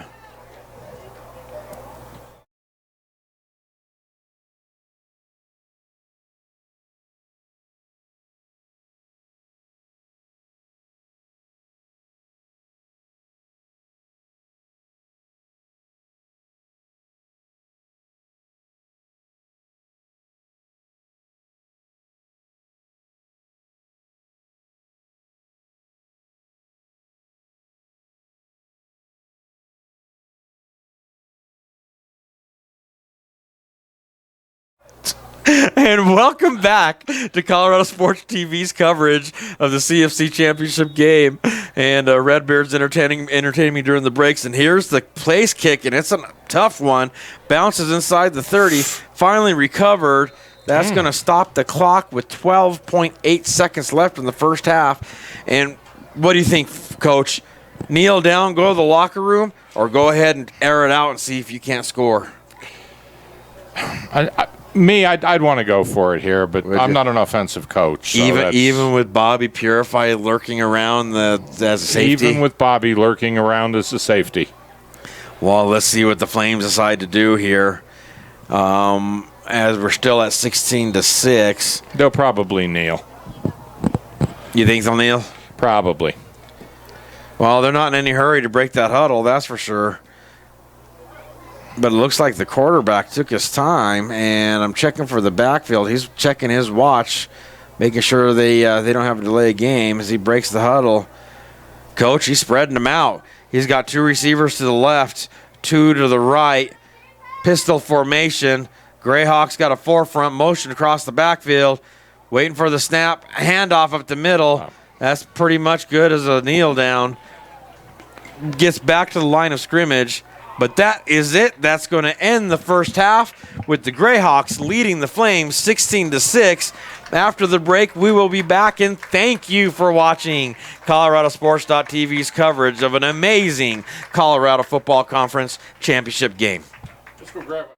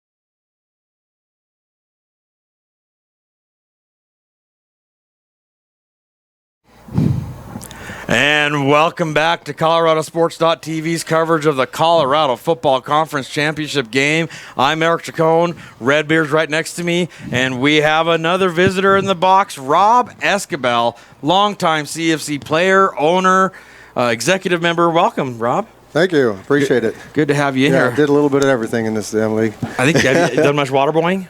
I've done that too. Have you? And I never saw him sell popcorn at halftime. You should have sold some popcorn. You would have been good. You know, I think I've seen you sell popcorn at halftime in a game or two. Actually, I think I was sneaking it to you two is what happened. I wasn't selling it. All right, Rob's going to help us here in the box discuss what we see going on. And I know, Rob, you just showed up, but you missed an amazing first half with the Greyhawks over the Flames, 16-6. And since the Greyhawks received in the first half, they're kicking away to the Flames in the second. 20. Looks like that's number 22 of the Flames. He's got it, waiting for his block set up, and he's moving it forward. Almost gets to midfield. He's going to be at his own 46-yard line. Not a bad carry by number 22. That was Tony Flanagan. 25-yard return. That was too bad at all. Not too shabby at all. Now, the Flames' offense has been doing pretty well. They've struggled a little bit in the middle on the run game, but their outside game has been good, and they've been very good in the air. So let's see what adjustments the Greyhawks defense has made during the halftime as the quarterback finally comes in. And you know what? I can't see the number on that quarterback. He's been at an amazing game. We haven't called his name once. Is that number 18, Kyle Buck? Yeah. Actually, yeah, I think that is number 18, Kyle Buck. Yeah. New quarterback for the Flames too. With James Everett, retiring. I mean, they had to go with their next best quarterback. Well, and he's having a heck of a game, and he's done his job to bring him to the championship game. So he's in a pistol formation with 2 to the left, 2 to the right. Here comes the pressure by number 1. Blah! Luis Salina comes with a great defensive end play. After suffering a pretty good knee injury in the middle of the season, he bounces back up there to knock that pass down. That's going to make it incomplete and take us to 2nd and 10 for the Colorado Springs Flames. Yeah, and he sat out last week's game in the divisional championship. So he's coming back pretty strong and healthy. He wasn't going to miss this game. Oh, yeah. You just keep Luis Salinas out of a championship game, it's not going to happen. But you know what? With that knee injury that he's had, he looks very mobile. He looks to be doing very well. Yeah, and you can see he has a knee brace on, so he's protecting that knee pretty well. Okay, so Kyle Buck breaks that shotgun. He spread him out again. 2 to the left, 2 to the right. The Greyhawks look to be in a forefront. There's some shift in the backfield. They're handed off up the middle and met and gret by a wall of Greyhawks. And 98 stopped him right there, Bear. Yep, he sure did. But he did gain about a half a yard on that play, according to that spot by the official. So it's going to be 3rd and about 9.5 yards here for the Flames. So the Greyhawks must have made pretty good adjustments at halftime, Coach, because the pass isn't working, the run isn't working, and it's 3rd and long here for the Flames, and they're taking their time figuring out as number 5 enters the field. Kerry Clay, a longtime CFC veteran as well. And the Flames have been depending on their running game all year long. They've been pretty good at it for now, but the Greyhawks seems to be stopping a lot of that.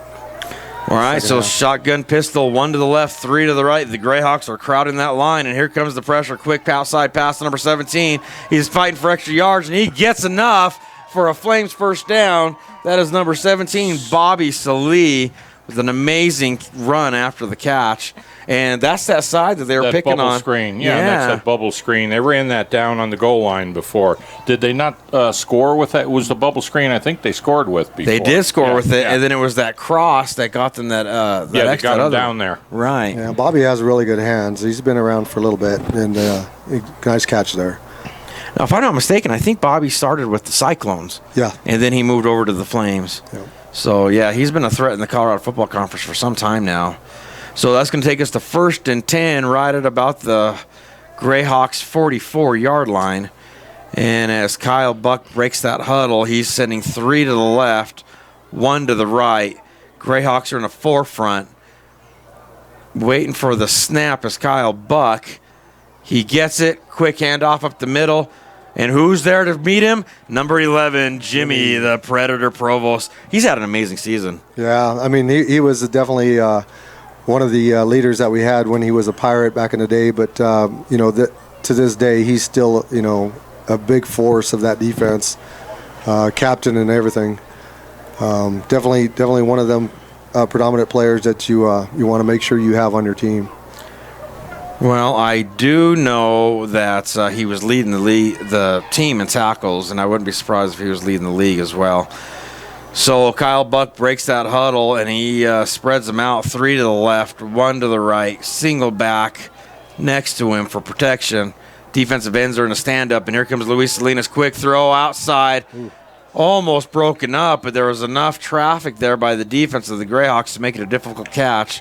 And number 5 just could not come up with it, Kerry Clay. Yeah, that would have been definitely a nice catch. He had that one hand out there to bring it, but it was a little bit behind. All right, so that's going to take us to, well, that should be 3rd and 10, if I'm not mistaken, or is it 2nd? A penalty. So it'll remain 2nd, but a holding penalty against the Flames is going to make it even harder for them. And it's going to take us to about 2nd and 20. Ball right at the Flames' 46-yard line. Or as I would say in the first half, the 54, right, Coach? Oh, no, that was the 52. That's only on the right-hand side of the slipping field. in the first half, Rob. I said the 52-yard line. I can't believe it. So shotgun formation, 3 to the left, 1 to the right. Greyhawks in the forefront. And here's that snap. He fades back. The line is holding. He decides to step up in it. And here comes the pressure from the Greyhawks, and he meets him at the line of scrimmage. Daniel Ramsey making an amazing athletic performance, brings him down right at the line of scrimmage. And that's an awesome play by a linebacker, an outside linebacker, to come up on that play when it was just one-on-one. Very true. Great performance by Daniel Ramsey. So that's going to make it to 3rd and 20, a very long play here to get the first down for the Colorado Springs Flames. So the Grizzlies defense has made some changes in that locker room because, what did I say? Grizzlies. What is going on with me? The Greyhawks have made the great changes, and it's holding up right now on 3rd and 20. So we're going to go pistol formation, 3 to the left, 1 to the right. Greyhawks are in the forefront still, and here comes the pressure. Throwing it to the left. Intercepted as Bobby Purify. He's got blockers in front of him. He's got to cut inside, waiting for another block. Do the Flames stop him? They do. They push him out right about the, does it look like the 13? 13 and a half, possibly. Great defensive play by Bobby Purify. Great lead blocking by the rest of the Greyhawks, so that's going to be a turnover. And as we take a break to switch sides, I'll take a break. And thank you for watching ColoradoSports.TV's coverage of the Colorado Football Conference Championship Game.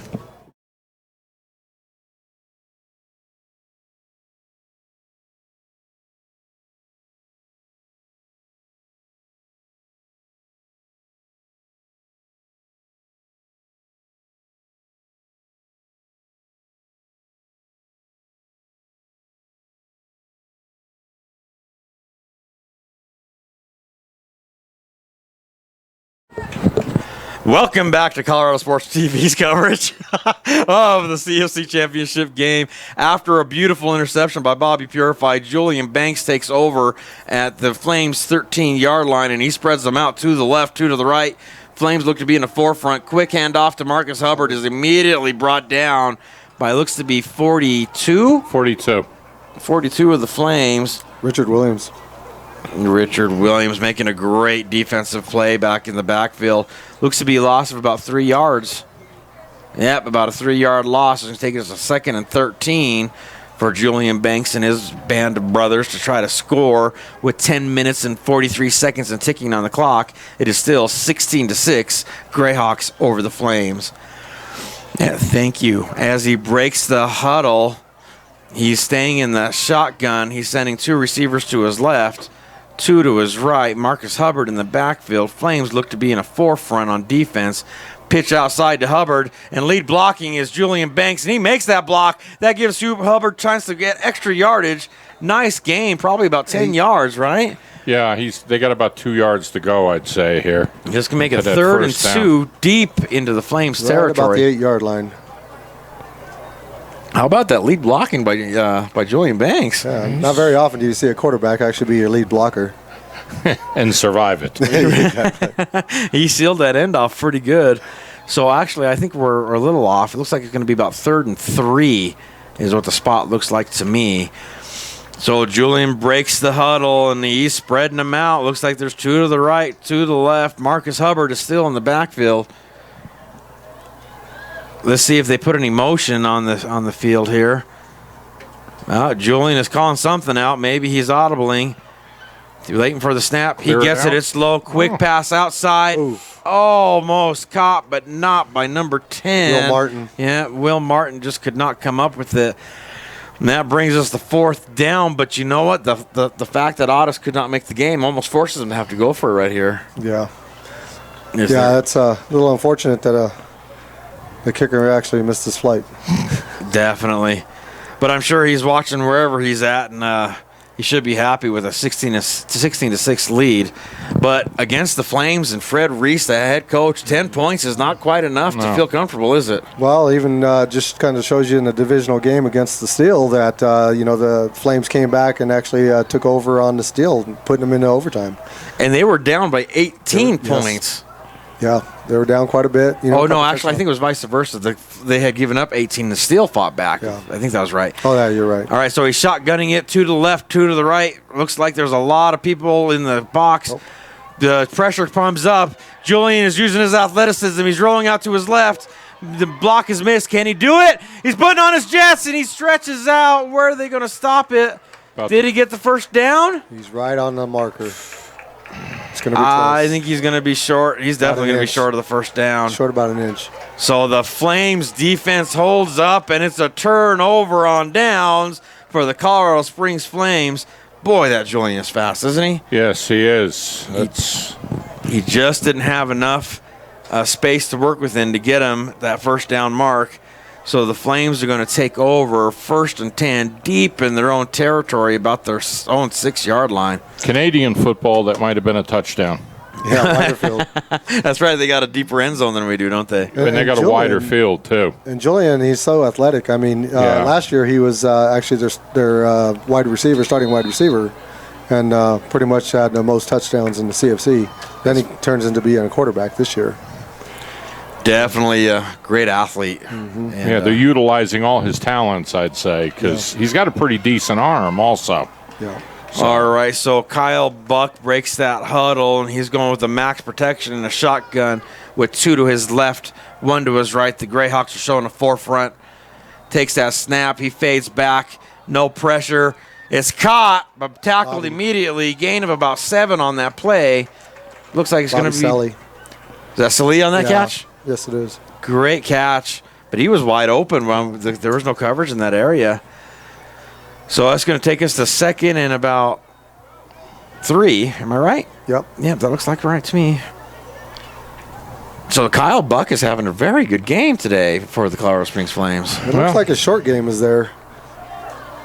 That deep one pass, just overflowed him. And you know took what? Off. Rob's right. And his short game is what gained a lot of yards for the Flames, and there's good yards after the catch as well. So he shotgun, max protection, 1 to his left, 2 to his right. Let's see what he decides to do. He's going to hand it off up the middle. Greyhawks meet him immediately, but doesn't stop him until he gets about a 1-yard gain. So it's going to be about 3rd and 1, 2. Let's see where they decide to spot it. I think Rob nailed it. It's going to be 3rd down and 1 yard here. Big 3rd down play here for the Colorado Springs Flames. Where is he? All right, so Kyle's taking his time in the huddle here. We're at 7 minutes, 46 seconds and ticking on the clock. He's staying in that shotgun formation. That seems to be giving him quite a bit of time today as he sends back to that backfield formation. Who is that making that tackle? Number 5, Jevin Colbert, making a great play on that to stop him on 3rd down. Didn't gain a single yard. And it looks like he didn't lose a single yard either. So we're looking at 4th and 1 for the Flames. Decision time. Boy, Rob, you've been coaching a while. What are you thinking, punt or play? Yeah, definitely punt. The score is definitely too close to sit there and let them have any mistakes right there on the 15-yard line. So you have to punt it away and at least get the defense a chance. And it looks like they agreed with you. It looks like a majority of the offense is going off, and it looks like the punting team is coming on. And I'm trying to see who that is in the backfield Number for 3. the Greyhawks. Is it 3? Yeah, DeAmbrose Finch. DeAmbrose Finch is in the backfield. Another speedster. This kid, he could be dangerous. So let's see if they kick it to him or they kick it away from him, and waiting for the snap as the punter. And there it is. It's high, but he gets it out of there. And it might be returnable. It's still in the playing field, but the Flames are all over to stop it. So the Greyhawks are going to take over right at their 47-yard line. What, I'm missing something. As we take a break to switch sides, and we're going to take a break. And thank you for watching Colorado Sports TV's coverage of the CFC Championship Game. And you can't be hitting your...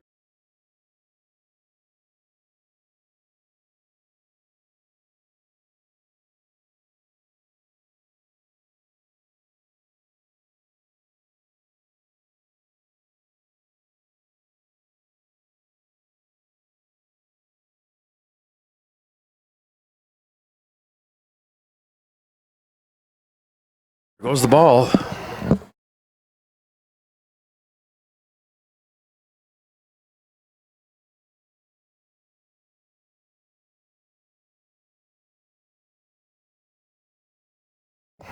And welcome back to Colorado Sports TV's coverage of the CFC Championship Game. Turns out there was a penalty on that play. I can't tell you.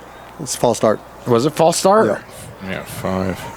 So that's going to push him back even further and make it 4th and very long. He's kicking from the end zone on this one. Now we got a change on returner here for the Greyhawks, because that's definitely not DeAmbrose Finch. Yeah, it's Will Martin. Will Martin is also very speedy. Oh, that's a safety. Bad snap goes over his head, out of the back of the end zone. That's going to put 2 more points on the board for the Colorado Greyhawks to make it 18-6 with 6 minutes, 12 seconds left on the clock. Boy, that's a false start. Sure did cost the Flames quite a bit, didn't it? Yes, it did. I mean, and then they got to kick the ball back to the Greyhawks, including, the 2 points that they just gave up. And neither team has put together a very good kicking game so far, so it'll be interesting to see where the Greyhawks get the ball. So I'll tell you what, as they're switching sides, I'll take a quick break. And again, thank you for watching Colorado Sports TV's coverage of the CFC Championship Game.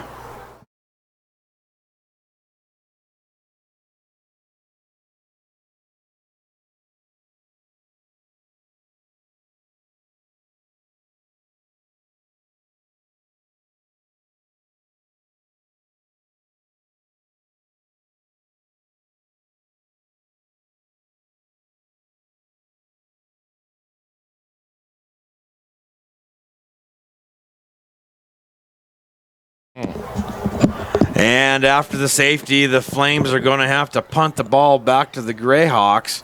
And let's see how far he can get it out there, because the field position game so far has definitely been in favor of the Greyhawks, I believe. So as he gets ready, the Flames are ready, the Greyhawks are ready, and there's that punt. And it's actually a nice one, taken right at about the 30-yard line. And the returner's cutting inside, cuts back outside, fighting for extra yards, hits a wall of white jerseys. Hits Marcus Hubbard did a great job on that carry.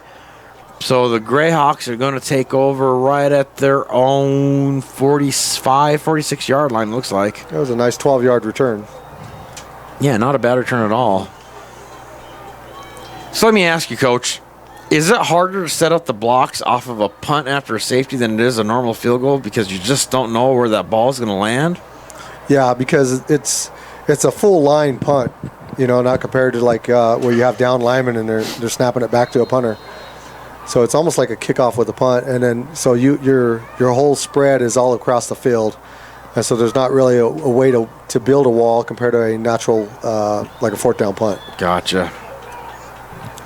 All right, well, Julian Banks seems to be wanting to come out of the huddle. I think there's some confusion. Late substitution. I'll watch the back judge to see if he starts waving his hand to count down for delay of game. Yeah, there's a lot of confusion on the Greyhawks offense, and here comes the wave from the back judge. They've got seconds to get this snap off before they suffer a delay of game penalty. There's 1, 2 waves. Quick snap needs to happen, and there it is. Looks like they're trying to pitch offside. Julian Banks bounces it back outside right. Here comes the pressure. Getting away from tackles. He just needs to get rid of it, and that's what he does. But it's caught! Nobody there to cover for him. He's going to do it. Touchdown, Greyhawks. Number 16, Sean Boyd, goes over the top of the defense and Julian's athleticism. Yeah, Sean Boyd just kind of waited. He was very patient, and he kind of just stepped his weight down that sideline and waited for an opening, and then Julian Banks just found him right there wide open, and I think the DB got so lost of the athleticism of Julian Banks, what they call getting caught peeking in the backfield. Sure. And let Boyd go right past him.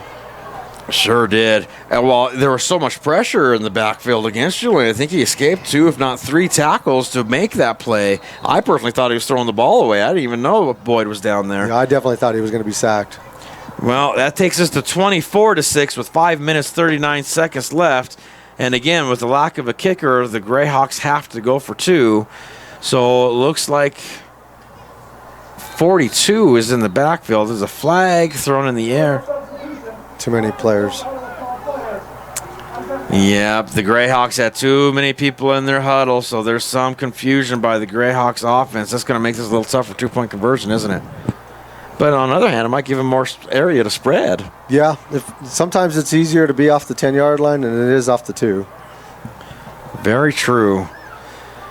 So it looks like the Greyhawks have finally got their act together. We're at 24-6 on the 2-point conversion after that long touchdown pass from Julian Banks to Sean Boyd. So let's see what Julian can do here. All right, so he breaks that huddle up, and he's spreading them out. He's got 2 to the left, 2 to the right. Number 42 is in the backfield. That is Cameron Smith, the running back. Flames are pretty much crowding that line. Are they going to bring the pressure? They sure are. Quick pass outside is intercepted, and it can be returned.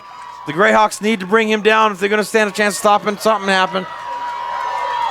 Julian Banks is backing up, trying to make him to stop, but 13 cuts back inside. Julian Banks finally wraps him up, stops a scoring interception.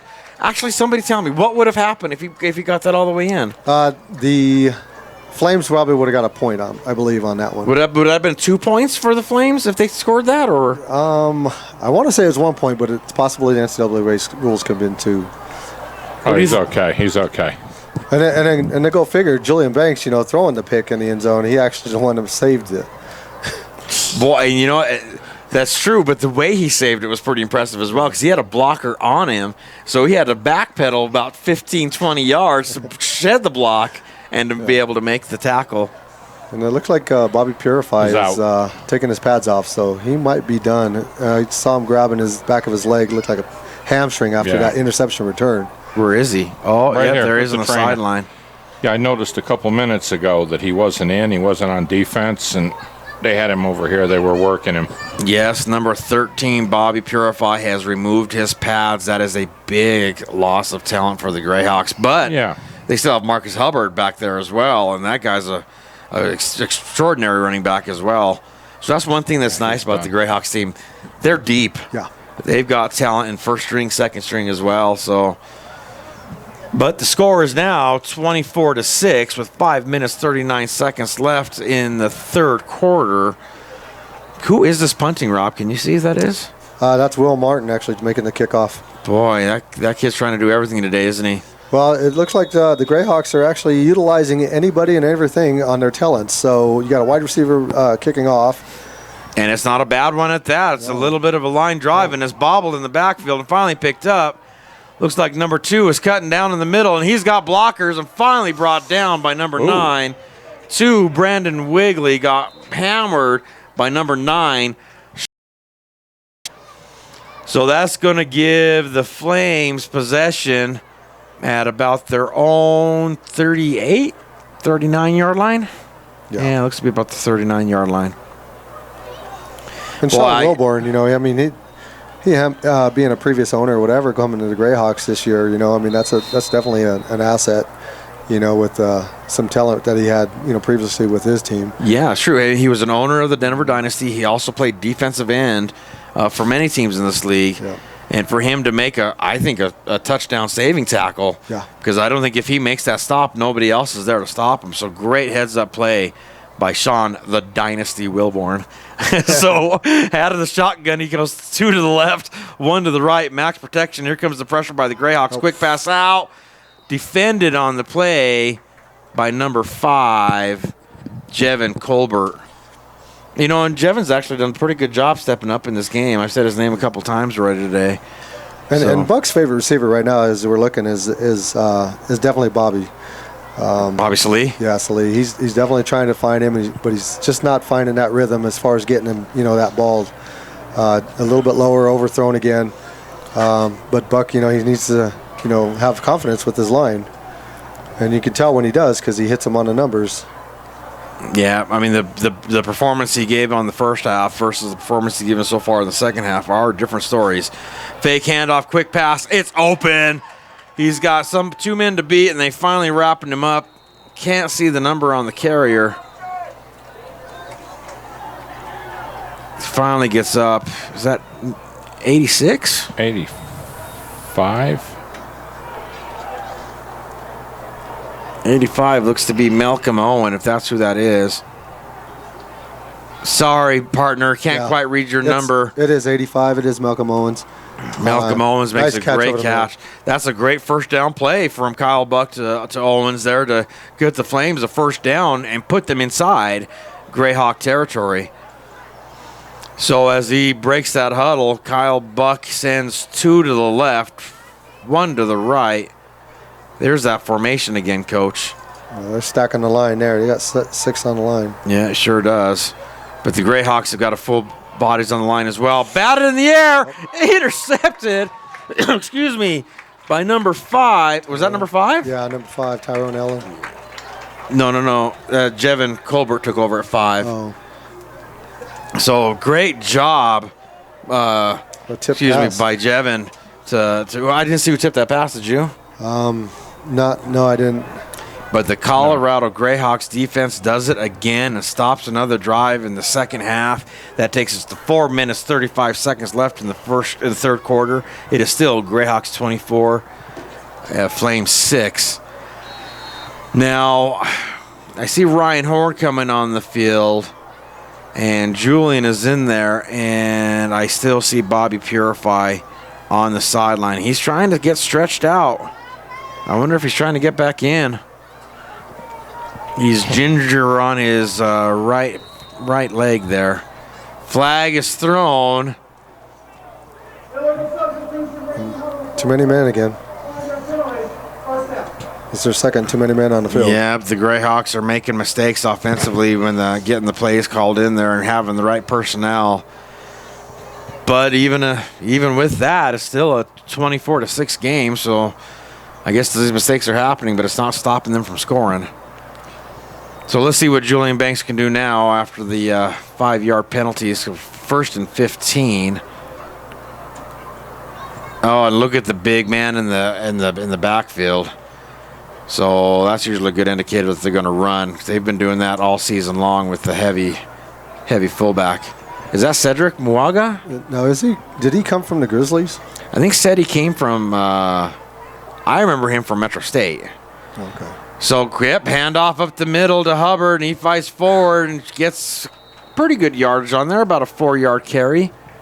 Yeah, about 4-yard carry. So that's going to take us to 2nd and 11 for the Colorado Greyhawks. Well, that's a lot of beef moving into the line there. Yeah, Cedric's a big boy. But you know what? They also sometimes put 93 Orlando Mason in that backfield. I've seen Quan Devereaux go back there as well. And I think last week we saw Linnell Norris, Bear. Playing fullback.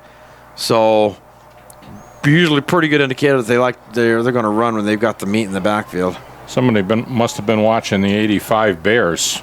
Yeah, like they put some refrigerator at fullback. Yeah. All right, so he's got receivers on his right, 1 to his left. I formation, 2nd and 11 is Julian Banks as he takes the snap. Fake handoff to Hubbard. Throws it outside to his left. Number 10 is open. Makes the play. Gets pushed out of bounds. Great pass from Julian Banks to number 10. Will Martin gives the Greyhawks a first down at the Flames 30-yard line. Yeah, that was a beautiful pass. If it was just a little bit less air on it, I think it would have went for a touchdown. He was wide open. Very true. Yeah, he had his guy beat. He had to slow up. Yeah, and it looks from up here like he's got a pretty good height advantage on anything coming in high. Yeah, he is. He's 6'4". Yeah, that's a pretty good wide out. He definitely has a nice jump to that also. All right, so Julian Banks breaks the huddle. Still in that same I formation with Will Martin to the left, receiver to the right, tight end on the right side. The Flames crowd the line. That's 8 guys in the box for sure. So they're thinking run. Fake handoff. Julian Banks is doing it again, going over the top to Will Martin, just overthrown. Same play. Same play. If it works once, you might as well do it again. Well, I guess if you're going to crowd that box, they're going to try and make you pay for it. And it worked last time, but not this time.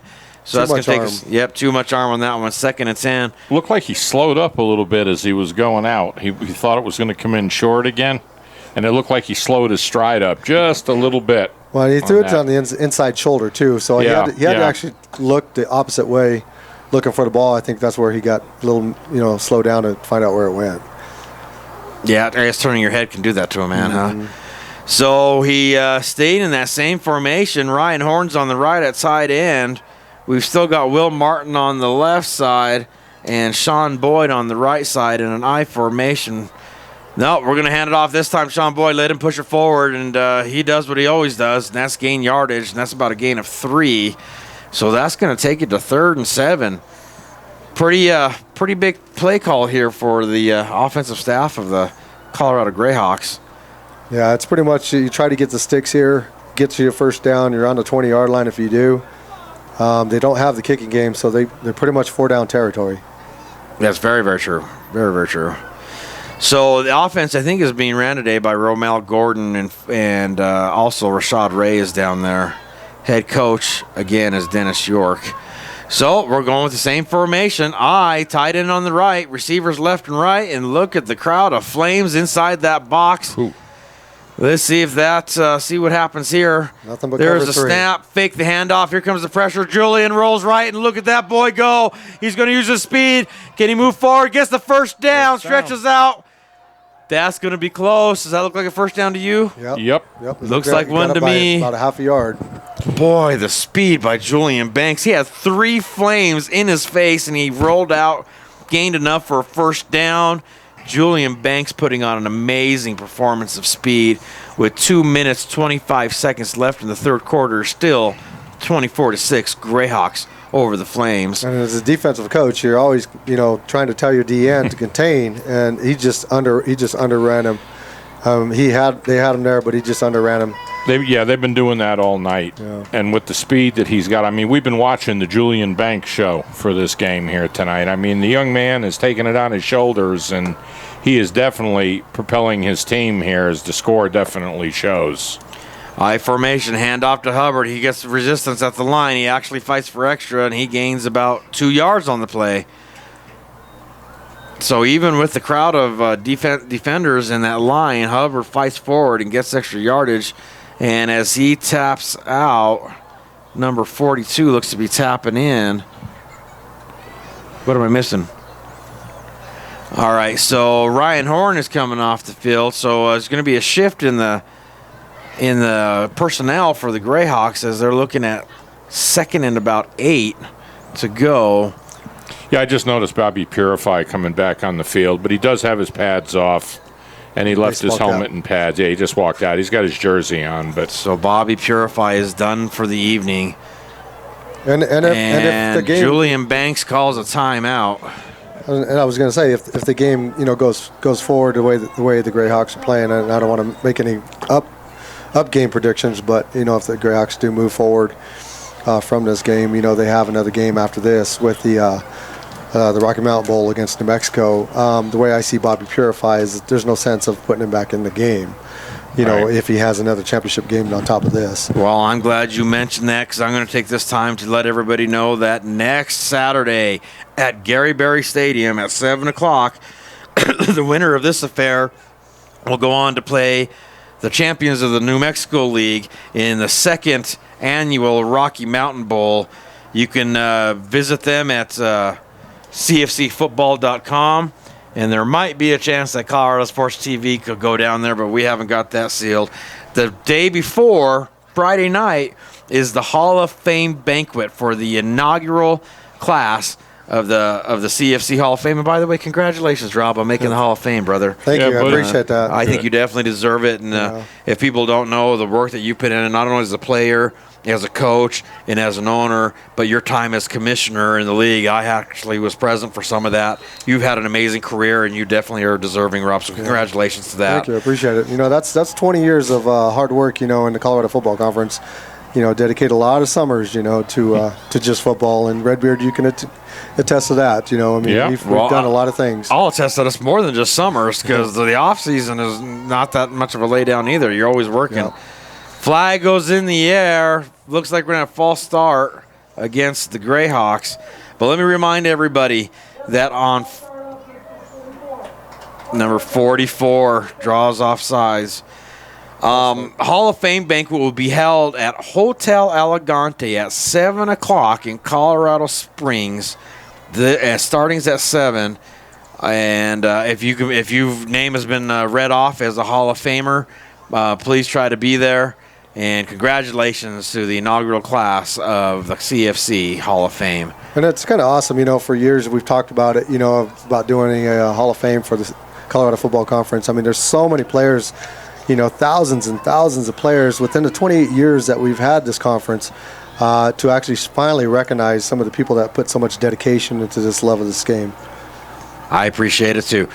Julian Banks fades back. He's looking for somebody. He decides to keep it, puts on his jets, fights for extra yards. After the penalty, he gains quite a bit, and looks like it's going to be about 3rd and 4 for the Colorado Greyhawks deep inside the Flames territory. We are at 57 seconds and ticking on the clock left in the third quarter. They got to get one more play off, don't they? Yeah. Yep, they sure do. Yeah, and he took that one upon himself. He didn't see anybody open. The Flames defensive backs had everybody covered, which is good for your defense, and he just took it upon himself and just took off and ran what he can get. But what I noticed on that particular play was that he stayed in his pocket pretty strong, and when he stepped up in there and still waited for somebody to get open, didn't see it, and then just ran with it. So great job by Julian Banks, who now is in an I formation with tight ends and receivers on the left and right. Hands off to Marcus Hubbard, and the Flames are not fooled by it. They meet him in the backfield, loss of 1. So now we're going to be looking about a 4th and 5 for the Greyhawks. But that is going to bring us to the end of the third quarter. Rob, thank you so much for spending the third quarter with us. I appreciate it. Yeah, good to have you in here. Good seeing you, Rob. As we switch sides, we are going to take a break, and thank you for watching ColoradoSports.TV's coverage of the Colorado Football Conference Championship Game.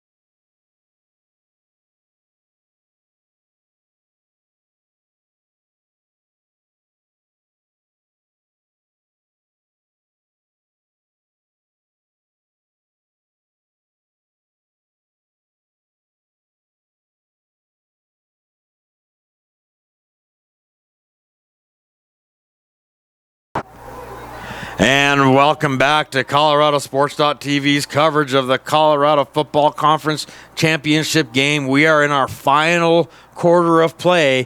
It is Greyhawks 24 territory on 4th and about 5 or 6 yards. So Julian Banks spreads them out, stacked receivers to the left, stacked 2 to the right, takes that snap. He rolls outside, wait for somebody to get open. He keeps it himself. Can he get in there? No, he finally gets pushed out. Let's see where the ref decides to mark it off, right at the 5-yard line. But that was enough for a first down. So it's going to be 1st and goal for the Colorado Greyhawks at the 5-yard line. And look at number 90 trotting on the field.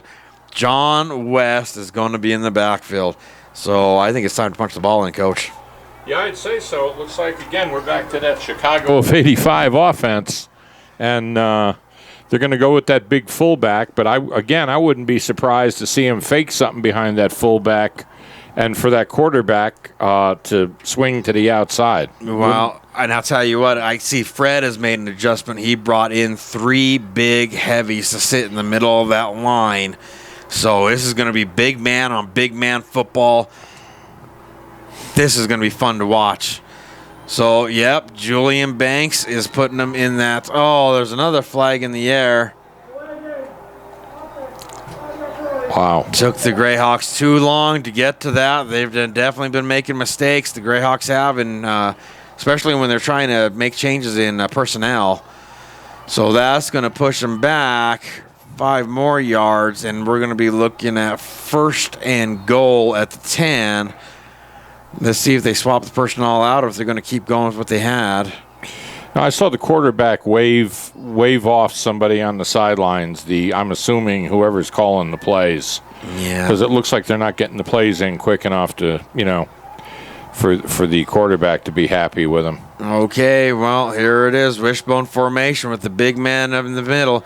Handed off to Hubbard. He's following his monster, and he gains about 3 yards on there. Maybe 4. Yeah, it looks like 4. So it's going to be 2nd and goal at the 6 for the Colorado Greyhawks. And why not?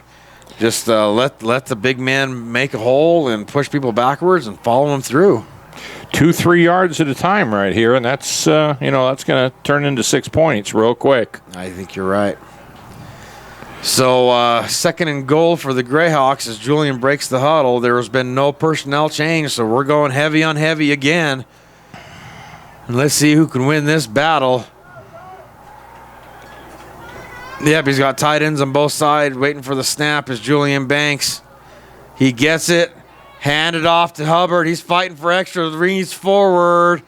Where are they going to spot it? Gain of about 5. 1 yard there. Just short of the 5, it looks like. So maybe gain of a half a yard. Somebody from the Flames busted through that line and disrupted the backfield for those Greyhawks. But Hubbard had the athleticism to stay on his feet. So it looks like Hubbard's coming out. And number 25 is coming in. That's Christopher Mack is coming in at running back for the Greyhawks at 3rd and goal. Well, we're going to stop the clock. Greyhawks want to make sure they have the right play call in for this and the right personnel. So as they take a break, we will take a break. And thank you so much for watching ColoradoSports.TV's coverage of the Colorado Football Conference Championship Game.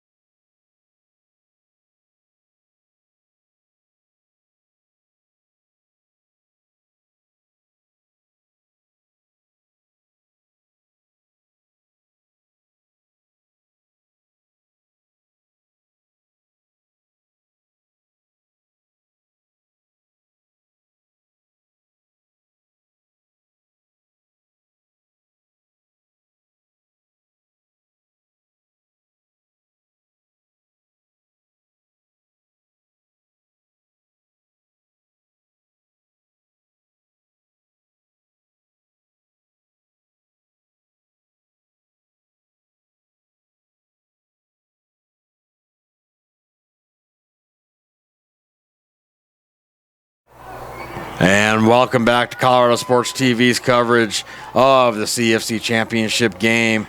It is 3rd and goal, hovering around the 5-yard line for the Colorado Greyhawks. They are still in that big package under Wishbone. And Julian is waiting for the snap. Here it is. He rolls out to his right. He's got blockers in front of him. He cuts back inside. Julian Banks takes it across the goal line. That is 6 more points for the Colorado Greyhawks. He had a wall of blockers in front of him. That's going to take us to 30-6. Greyhawks over the Flames with 12 minutes left in the game. Boy, that was a well-designed play, I thought, Coach. Yeah, again, that's getting that speedy quarterback outside. I mean, he's owned this game today. He sure has. And stay with the hot hand. I mean, if it's working, go with it. And they've stayed with it all evening. And, the score is 30-6 right now. But I will say one thing. I would not rule Mr. Reese, the head coach over there, out of this game yet, because I've seen him too many times over the years with these comebacks that are quite unbelievable to see, especially when you're on the other side of the field looking at them. Well, Fred Reese made the Hall of Fame for a reason. That's because he is very good at what he does. But they have to go for two. They hand it off, and it looks like he's into me, and the refs agree.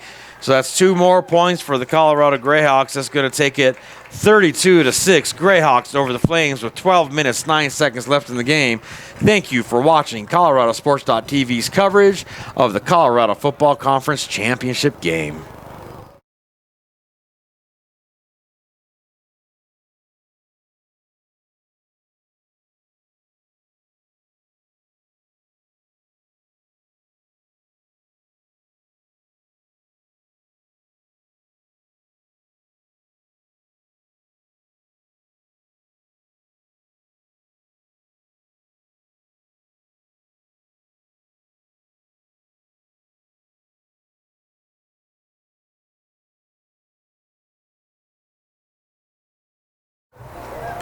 And welcome back to ColoradoSports.TV's coverage of the Colorado Football Conference Championship Game. And we've got what started off being a close affair has blown kind of open for the Greyhawks as we're sitting at 32-6. Greyhawks over the Flames. And the Greyhawks still have some late substitutions even on special teams here, but it looks like they finally got their act together. And there's that number 10, Will Martin, getting ready to kick off. And I think as we get closer to the end of this quarter, I'm going to be watching for the players to get that water bucket and put it all over Rashad Ray and maybe Dennis York. And here comes the kick. It's not too bad at all. Bobbled by the Flames, finally laid on by another one of the Flames.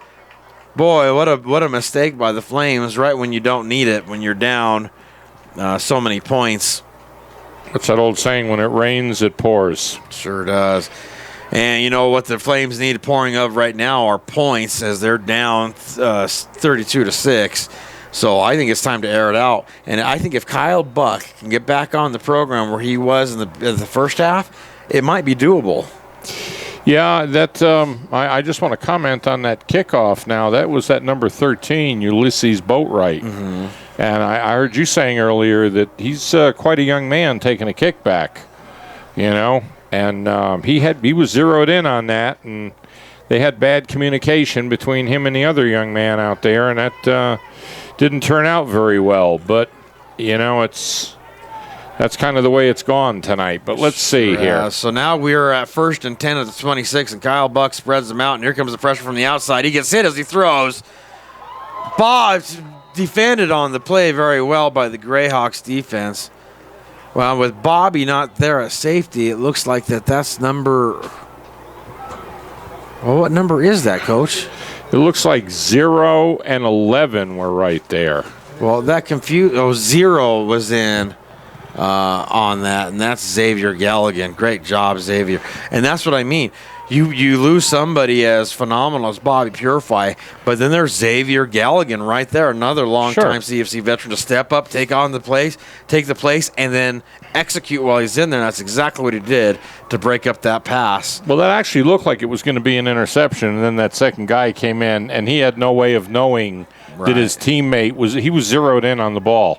And they actually took it away from each other. They sure did. On that one, because that safety that was on that side, he was basically standing waiting for it. Kyle Buck's got him spread out to the left, to the right. He's rolling to his right. He throws it deep across the middle. And it is picked off this time. Cutting back inside. He's running down the middle, cuts outside to his right. There's a big block by 32. Another big block. Can he make it? Gets brought down. Great play by number 5, Jevin Colbert. He's having an amazing championship game, and the Greyhawks defense stands tall. And you know what? When you're down that far, you have to throw if you're a Flame. But when you do against this defense, things like this happen. Well, they know that they got to throw. It's not a secret out there. And, drop back into a 3-deep zone, and you just got, 3 ball hawks just sitting back there. And if they play the zone correctly, those 3 deep guys are going to keep their cushion on any receivers coming downfield. You even see in NFL games, you'll see they'll be in a zone defense, and the deep guys will let a wide receiver get to them, and then they'll turn around and run with them. Right. And that's not the way it's supposed to be. You're supposed to keep that cushion, which is exactly what they did, and it sailed right into them. So it was that was good defense on that one. It really was. I agree with you. So Julian Banks decides to break the huddle in an I formation, dual tight ends, receivers to the left and the right. Waiting for the snap as Julian fakes the handoff. Is he going to try and throw it? Hey, the pressure's coming up on him. He's got to get rid of it. Throws it across his body. Intercepted. That's an interception. Flag on the play, though. 2 flags are thrown by the referees. Do you think that'll be face mask or maybe pass interference? It could be. Let's see. That could go either way down there. Let's see what they decide. The Greyhawks have got a huge lead, and they decide to throw it deep into the 4th quarter.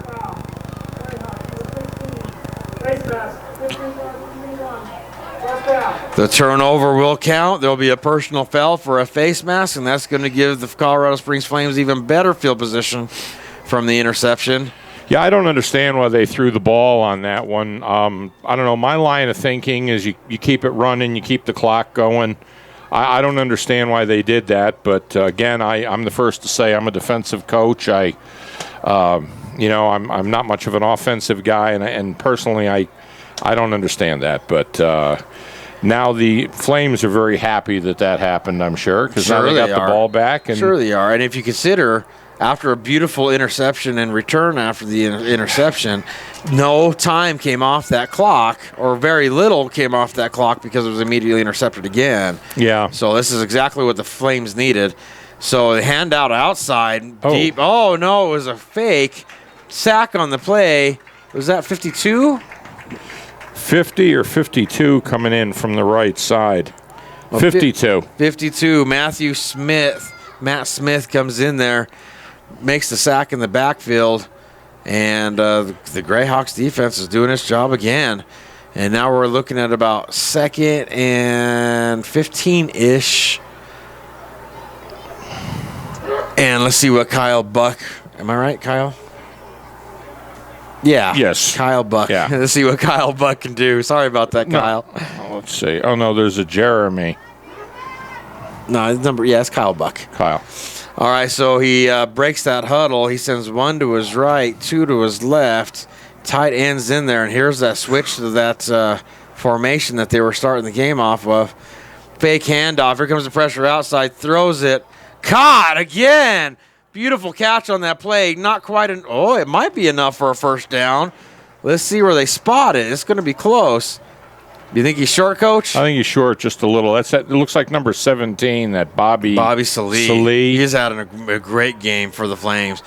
But the referees didn't agree with you. They're going to go ahead and give him the first down. Okay. But the clock is still ticking with 10 minutes, 17 seconds and counting left in the game. The Flames are huddling, and they're down pretty deep. They might want to start doing some hurry up, but that's not my decision now, is it? Well, yeah, sometimes you got to wonder. I mean, when you've been around the game a long time, you know what you would do. Sure. But every coach is different, and when you're down there and the clock is running, they had 2 guys shifting. Yeah. Yeah, 2 guys shifting before the snap is going to create a false start penalty. They're going to blame it on number 2, Brandon Wigley, but I saw more than him moving on that play. Yeah, there were 2 of them that went to move on that. So that should take it to 1st and 15 now for the Colorado Springs Flames with 9 minutes, 48 seconds and ticking on the clock. And they've got a long way to go as it's still 32-6 Greyhawks over the Flames. So Buck breaks that huddle up, and he's sending 3 receivers to his right, 1 on an island to his left. got a running back in the backfield. Waiting for the snap. Quick pump. Throws it deep and overthrown. Boy, he had that defensive back burnt, but he just could not make the connection. That'll stop the clock with 9 minutes, 18 seconds left. Takes us to 2nd and 15 now. What do we got going on? Oh, I just noticed they've got Mr. Fenchen back on the defensive side. Yeah, you're right about that. Which is his natural position. He's a cornerback. Yes, that he is. Okay, Buck breaks that huddle up, and he sends 3 receivers to his right side, 1 to his left in a pistol formation. Running back shifts to his right side, forefront for the Greyhawks, and here comes that pressure up the middle. Quick pass out is incomplete, in and out of the hands of the receiver. Just could not bring it in, and that's going to take us to 3rd and 15. Things are just not going the way that the Colorado Springs Flames would like it to go, because now we're at 9 minutes, 11 seconds left in the game. 3rd and very long. Coach Fred Reese and Kyle Buck need to figure out something to do to get this first down, but they've done it several times today. They've made a lot of 3rd and 4th and longs today, so they've done it before. Let's see if they could do it again as Kyle breaks the huddle. Let's see what he does with them. Oh, he's spreading them out. 3 to the left, 1 to the right. Looks like a lot of pressure up front for the Greyhawks as well. Let's see what they could do here.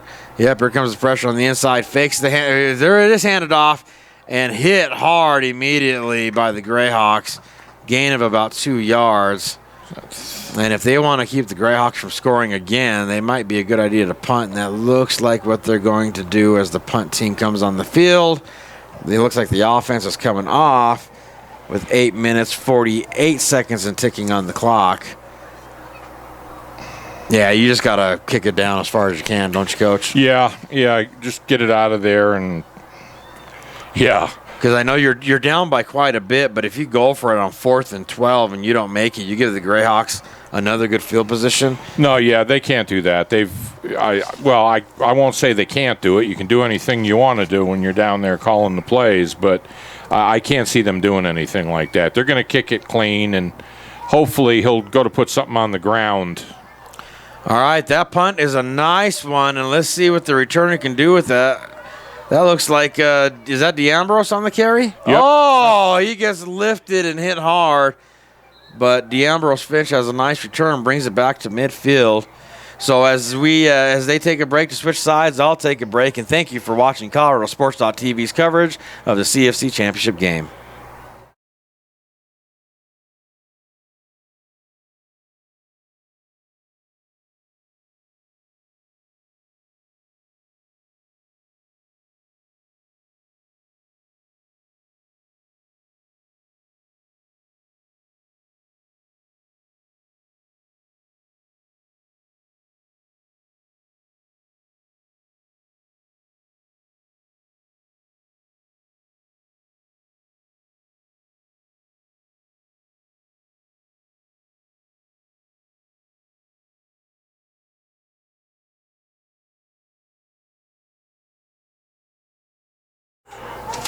And welcome back to ColoradoSports.TV's coverage of the CFC Championship Game. It is 32-6 Greyhawks over the Flames with 8 minutes left in the game. Julian Banks is in the I formation, receivers left and right with tight ends on both on the right side. Handoff goes to Christopher Mack as he fights for yardage. He did a pretty good job there. Gain of about 4 on that carry by Christopher Mack. And it looks like he was tackled by number 10 of the Flames. That'd be Seth Hastings. Oh, Seth Hastings is a very long-time CFC veteran. Good to still see him out there. You know what's interesting about Christopher Mack, Coach, is his stature.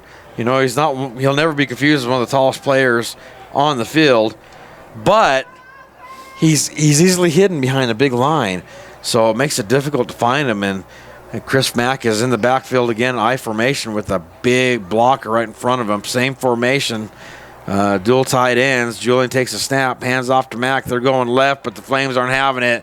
Great tackle made by number 42. And that would be Richard Williams. Richard Williams sniffed that out, and it looks like loss of about 1 on that carry. You were talking about those short backs. The Baltimore Colts used to have a running back by the name of Norm Boulash. And his nickname was the bowling ball. That's what they called him for many years in the NFL, the bowling ball. And it sounds like his statute is about the same. Yep. Short, wide body, real strong legs. That is exactly Christopher Mack. He lifts those weights all the time. He's a very strong individual. But they've tapped him out, and I'm assuming that's Marcus Hubbard in the backfield. It looks like that to me. Going the same I formation. They got that big fullback in there. 6. There's the handoff to Hubbard, but he's met by the Flames and stopped. Gain of an inch, if anything, maybe a half a yard. So that's going to bring it to 4th down. Now, the Greyhawks do have a punter in Luis Salinas, but with 6 minutes, 11 seconds and ticking on the clock, are they going to go for it on 4th, or are they going to punt? Luis Salinas is still on the sideline, so they're going for it. And you know what? That's good for them to keep the clock still rolling. Try to end this game. A special, somebody has told me before, Coach, and I don't know if you agree with this, but a lot of injuries in football happen on special teams than anything else. Yeah, well, everybody's moving really quick, and you're getting hit from angles that you're not used to getting hit from. Sure. And you got no protection. You're looking one way, and a guy comes in the other way. We've had some hits in the NFL like that over the past couple of years, and people that don't know the game real well want to condemn the guy that made the hit. They've been good, clean hits, but special teams, I know when I played, I hated being on special teams. No, do not put me on special teams. Thank you. I appreciate the offer. Now, after another delay of game by the Colorado Greyhawks, Julian Banks goes into a spread formation, 2 to the left, 3 to the right. Punt here. Yep, and that's exactly what he does. Quick punt. It's a nice one, too, and it's taking a Greyhawks bounce. Rolling to the 10-yard line and out of bounds, right at the 10-yard line. Beautiful punt displayed by Julian Banks. And this whole championship game has been beautifully performed by Julian Banks. He has had an incredible game. If he's not the MVP of this game, I don't know who would be. The young man has done everything out here. And if you take out what he has done, I don't want to say they didn't really have much of an offense, but there's not going to be much yardage there. Sure. That young man has been unstoppable tonight. But in football, when you're doing something and it's working, you keep doing it until they figure out a way to stop it. Yep. And the Flames have not figured out a way to stop him tonight. Well, I'll tell you what, Coach, we can definitely do this. I think we are safe announcing Julian Banks as the ColoradoSports.TV's MVP of this championship game. I'd vote for that. Without a doubt, I'd vote for that. Yeah, absolutely. Congratulations, Julian Banks, on having a wonderful performance on a championship night. So the Flames get the ball deep in their own territory, and Kyle Bucks puts them in a shotgun, fakes the handoff, has to roll outside. The Greyhawks aren't having it. Throw it across. It's popped in the air. Almost caught. Quite a bit of volleyball action going on there, but nobody could bring it down. It looked like Mr. Salih was going to come down with that one again. And I think Michael Salih has had an incredible game for the Flames as well, along with Kyle Buck. The score is what it is, but those two have been performing today against an incredible defense of the Colorado Greyhawks. So congratulations to those two players for having a very, very good game today. All right, so they're making substitutions. There are the Flames, and look at the Greyhawks. They're playing deep outfield, and that's exactly what you got to do, right? Oh yeah. You go to a 3-deep zone, and just keep everything in front of you. And even if you give them the short pass, there's 5 minutes left. Sure. So if they nickel and dime you up the field, and they score, now you're looking at 32-12. Right. Handoff up the middle and bounces outside as the running back and tackled in bounds. He could not get out of bounds to stop the clock. So the clock is still ticking with 4 minutes, 47 seconds and counting. That puts them to 3rd and about 5 to go for the Colorado Springs Flames. Okay. And I'm also going to take this time to announce that Roland Rainey never brought me my nachos, did he? He told me he would bring me nachos, and he didn't. Roland, shame on you. That's pretty serious. We're going to have to call a board meeting about that one. He's going to love that. All right, so as Roland Rainey forgets my nachos, Kyle Buck breaks them into spread formation, 2 to the right, 2 to the left in a shotgun. The Greyhawks are playing outfield. Hands off up the middle. It looks like they're just trying to get this game over, and he's tackled inbounds. The clock is going to tick. Did he get enough for the first? He did. Yeah, he got a first down. Yeah, so that'll stop the clock to move the chains at 3 minutes, 59 seconds. But as soon as they're set, it should start to ticking again. You know, I'm not so sure that Roland forgot your nachos as so much as he didn't want to subject the viewers to your crunching. Well, I think I would have done a good job of crunching during breaks. Maybe. Are you an on-screen cruncher? Those days are past me, Coach. Those were my younger years. Well, we all have wonderful memories from when we were younger. You have memories? I have a few. The ones I can remember, yes. The ones I can remember.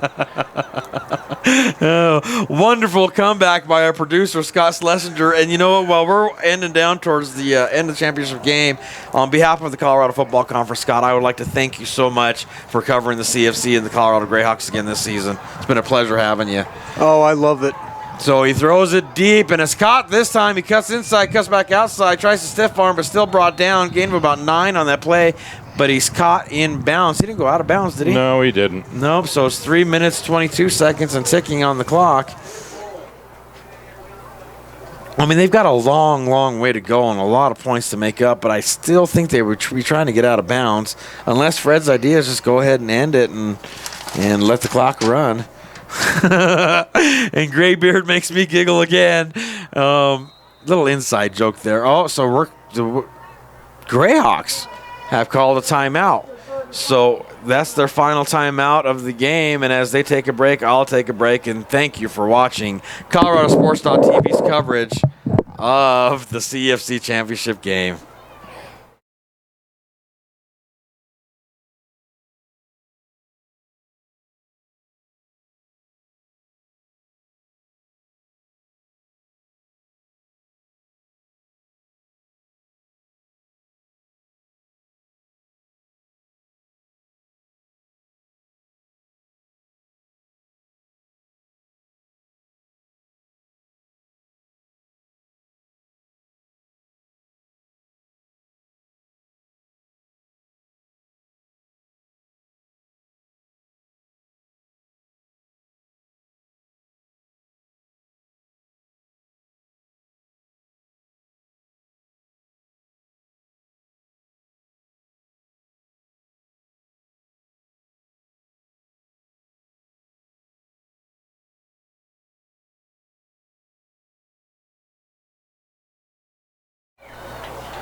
And welcome back to ColoradoSports.TV's coverage of the last 3 minutes of the CFC Championship game. Kyle Buck takes a snap, quick pass outside, bobbled, incomplete is the call on the play. That'll stop the clock at 2:56, but that was second and short, so I mean that's a small break for the Flames there to get that clock stoppage, but I think it looks to me like the table is set. I would have been more worried about that being a live ball on a back pass like that. Yeah, on a pass like that.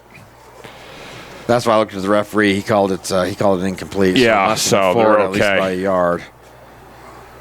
But it looks to me like the Greyhawks are going to be back-to-back CFC champions. The only difference is this year they have gone undefeated, and they will repeat. Quick pass outside is broken up on that play by a defender of the Greyhawks. Let's take us to 4th and 1. Congratulations to Rashad Ray, Dennis York, and the rest of the Colorado Greyhawks on an amazing season. It's hard to go undefeated, let alone repeat. So congratulations, Greyhawks. You had a wonderful season. And the Flames are going to take a break, so we'll take a quick break. Thank you for watching ColoradoSports.TV's coverage of the Colorado Football Conference. But I'm going to stop this break, and let's see if we can pan down to number 2, Julian Banks, as he's trying to be sneaky on the sideline. Him and his partner in crime, number 9, Sean Wilborn, are trying to sneak up on somebody. And if they're going to do it right now, it'd be a good time as they call the timeout. They've got the bucket in hand. They're trying to pull something off. Who are they going after? Is it Dennis? Is it Rashad? Yeah, I think it'll be Dennis.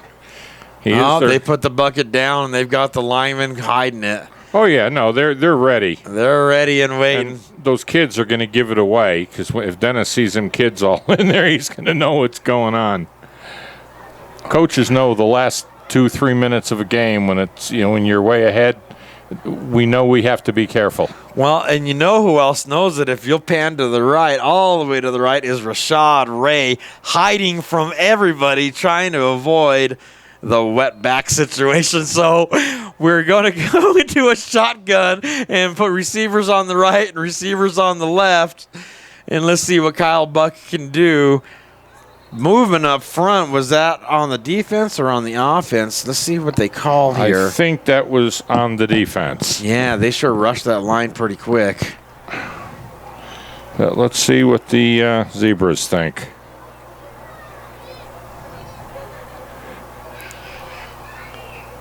Waiting on Yep, defense. They got their first down. They sure did. How interesting, Coach. He called it an offsides, but they blew the whistle. Offsides doesn't stop the play. That should have been encroachment. Am I wrong? Yeah. Excellent. Roland Rainey has visited the box, and I'll let everybody know who has been watching. He still did not bring me my nachos. I'm so sorry. He's apologizing, but I don't believe it's sincere. So motion across the backfield for the Flames. Pitch outside. The running back is seeing a wall of gray, and then boom, brought down on the play by number 32, Jason, the General, Suave Dreckets. And the flag's thrown after the tackle. Are they going to get him for taunting? I hope not. Somebody must have been using unkind words. That doesn't happen on a football field, does it, Coach? Well, according to things nowadays, no. But the football that I'm used to playing, yes, most definitely. I'm sure. So the clock is stopped at 2 minutes, 43 seconds. Let's see what the White Hat says.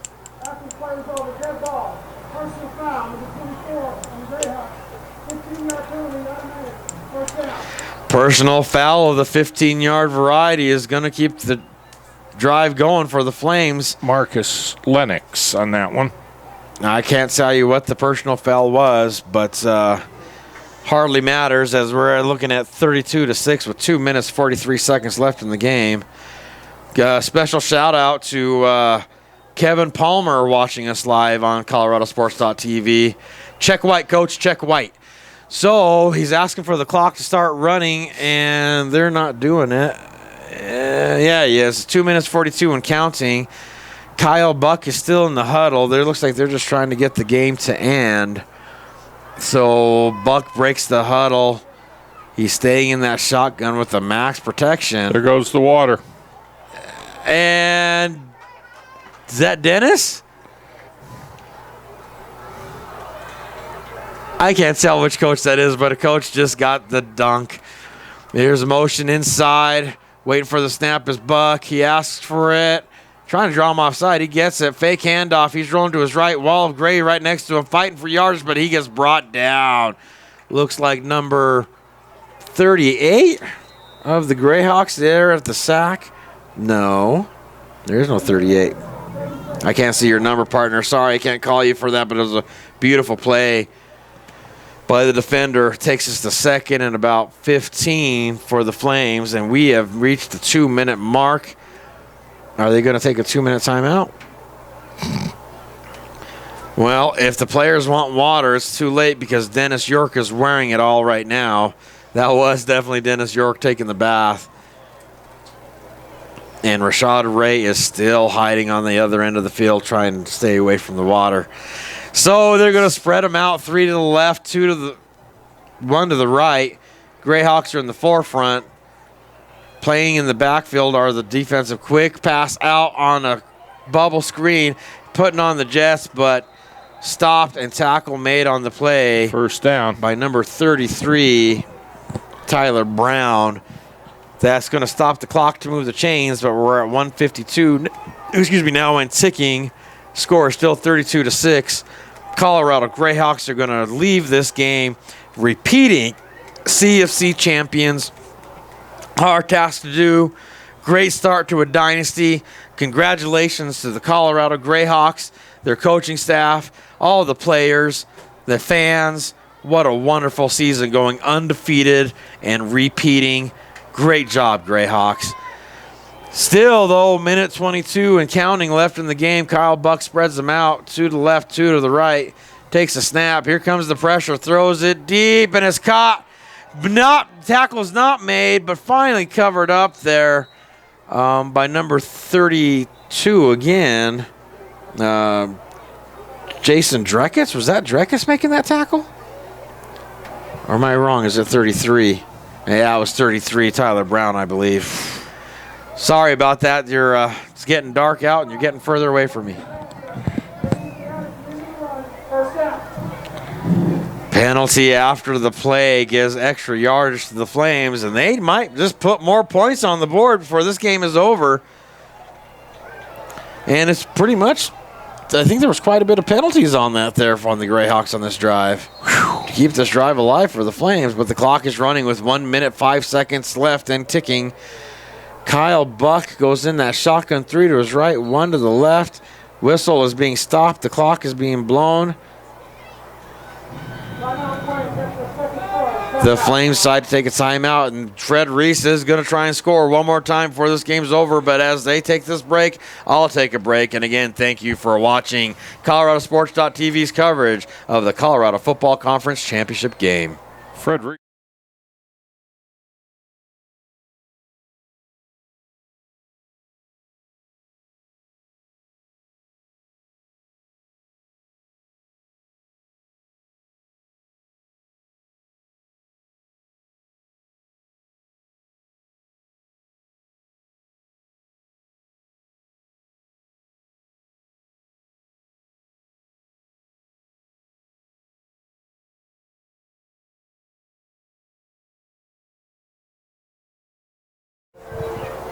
And welcome back to Colorado Sports TV's coverage of the last 58.3 seconds left in the Colorado Football Conference Championship Game. And as we wait for Kyle Buck to set, I want to remind everybody to stay tuned to Colorado Sports TV or make it to Gary Berry Stadium in Colorado Springs to watch the second annual Rocky Mountain Bowl, where the defending champions Colorado Greyhawks caught touchdown Flames. That's 17 again. 17 of the Flames made that one? Yeah, that's Bobby Salee. Bobby Salee has had an amazing game today. You know, the points aren't going to be in the favor of the Flames, but Bobby Salee can hold his head high that he did his job for the Flames to make it happen. But again, I want to remind everybody, make it to the Rocky Mountain Bowl at Gary Berry Stadium in Colorado Springs, Colorado. Special rates for people who are making the trip at Hotel Elegante. Mention the CFC, and they will get you their special rates. Kickoff is at 7 o'clock, where the defending Rocky Mountain Bowl champion and CFC champion Colorado Greyhawks will be playing the champions of the New Mexico League, the New Mexico Titans, for the second annual Rocky Mountain Bowl. And again, the night before is the Hall of Fame banquet at Hotel Elegante. Bad snap gets wrapped up in the backfield by the Greyhawks. That's going to leave 53.1 seconds left on the clock. Hall of Fame banquet is at Hotel Elegante starting at 7 o'clock in Colorado Springs. Be there to watch the inaugural class be inducted to the 2015 CFC Hall of Fame. Man, Coach, you've been in this league longer than I have, and I think it's a great thing, this Hall of Fame. For 28 years of nonstop play for the Colorado Football Conference, it's about time they put something like this together. Yeah, it really is. You've got people that have been in this league a long time, and they've put a lot of blood, sweat, and tears into the building of this league and trying to field a quality product, quality teams, because we've got a lot of good players in Colorado. And to me, semi-pro is something that a lot of these guys, they played in high school, they played in college, and they just weren't someone who was going to the next level. Right. Or if they did, they didn't get to stay very long. Right. And this gives them a chance because, some of these guys here, whose names that you're calling tonight, some of these guys played for me 15 years ago. Sure. And they got to be 40 years old, old and older. Sure. And they're still out here doing this, playing, competing at a pretty high level, most of them. Well, it's also a good standing point for there's that onside kick that you were asking for. Who's recovering it? It looks like the Flames got it. Yep, the Flames got that onside kick. So 52.1 seconds left, and Fred Reese does not want to quit playing. No. You know what? The Colorado Football Conference is also a good starting point for the younger players that didn't get college looks to move forward. In my 8 years in this league, I've seen plenty of players use their game film from this league to get signed at a college level, Division II, JUCOs, and they move up from there. And I can think of one player last year who went from the Colorado Greyhawks and is now playing professional football out in Brazil, where American football is now starting to spread all over the planet. So the CFC is good for everybody, not just the fans, the coaches, the owners, but it also does great things for the players as well. Yeah. And it's wonderful that after 28 years of being in business, that they're recognizing the people that helped them, got them there. Congratulations to the inaugural class of the Colorado Football Conference Hall of Fame. There was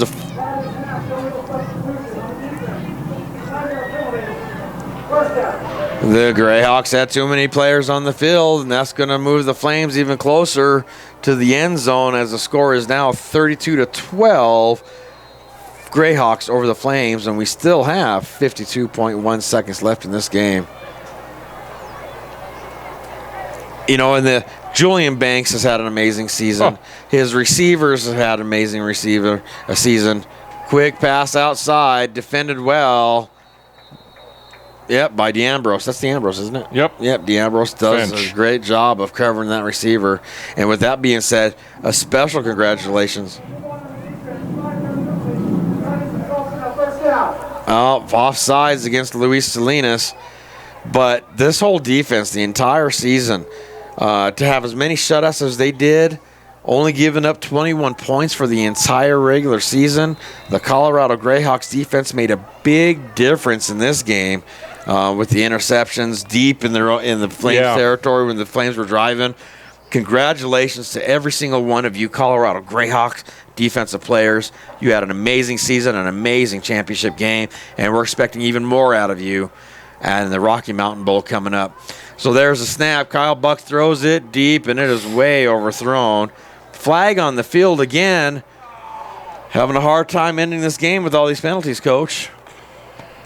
This might go down in the record books. So let's see what they call here. It looks like, are they moving the chains? No. There's a discussion on the opposite side there with the white hat and the side judge and the back judge. I would guess it's something on their sidelines. For the...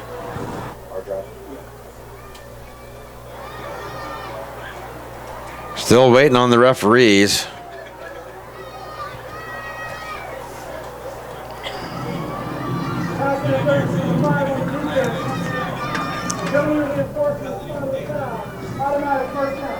Wow. Steph, did you bring the hard drive? Okay, we need it, please. Okay, after that first down on the penalty, it's 1st and 10 on about the 35 for the Colorado Springs Flames. All right, the clock is ticking. There it is. Here comes the pressure. Big sack on the play by he got the ball off. They're acting like it's a fumble, but he got rid of it right as he was getting sacked. Boy, Luis Salinas was grounding. Yeah, he didn't have anybody over there. He sure didn't, and the pressure created by Luis Salinas made the difference there, forced the quarterback to throw the ball to the ground inside the tackle box, and that's going to result in an intentional grounding and move the Flames back just a little bit more. 15 yards back. And that they got... What did you just say? I don't understand that. But we've got 33.7 seconds left in this game. And where are they spotting this ball? At the original line of scrimmage. They didn't mark off for the intentional grounding? No. Or was there another penalty that made it offset? I'm thinking it's an official do-over. Well, looks like it's going to be that. So, long trot back to the line of scrimmage for the Flames as Kyle Buck puts them in a shotgun max protection. Greyhawks are in the backfield deep because they know they've got to throw. He throws it across the middle. Incomplete, overthrown. That'll stop the clock with exactly 30 seconds left in the game. Boy, it's not much to say after the performance by the Greyhawks today. They've done what they meant to do, and it's working. 32-12, the Colorado Greyhawks are going to repeat as champions. Congratulations to everybody on the Greyhawk staff. And I'm going to make one final reminder that Roland Rainey didn't bring me nachos. I got to get it in, Coach. Well, I wouldn't let him get away with that. Did he bring them all inside for me?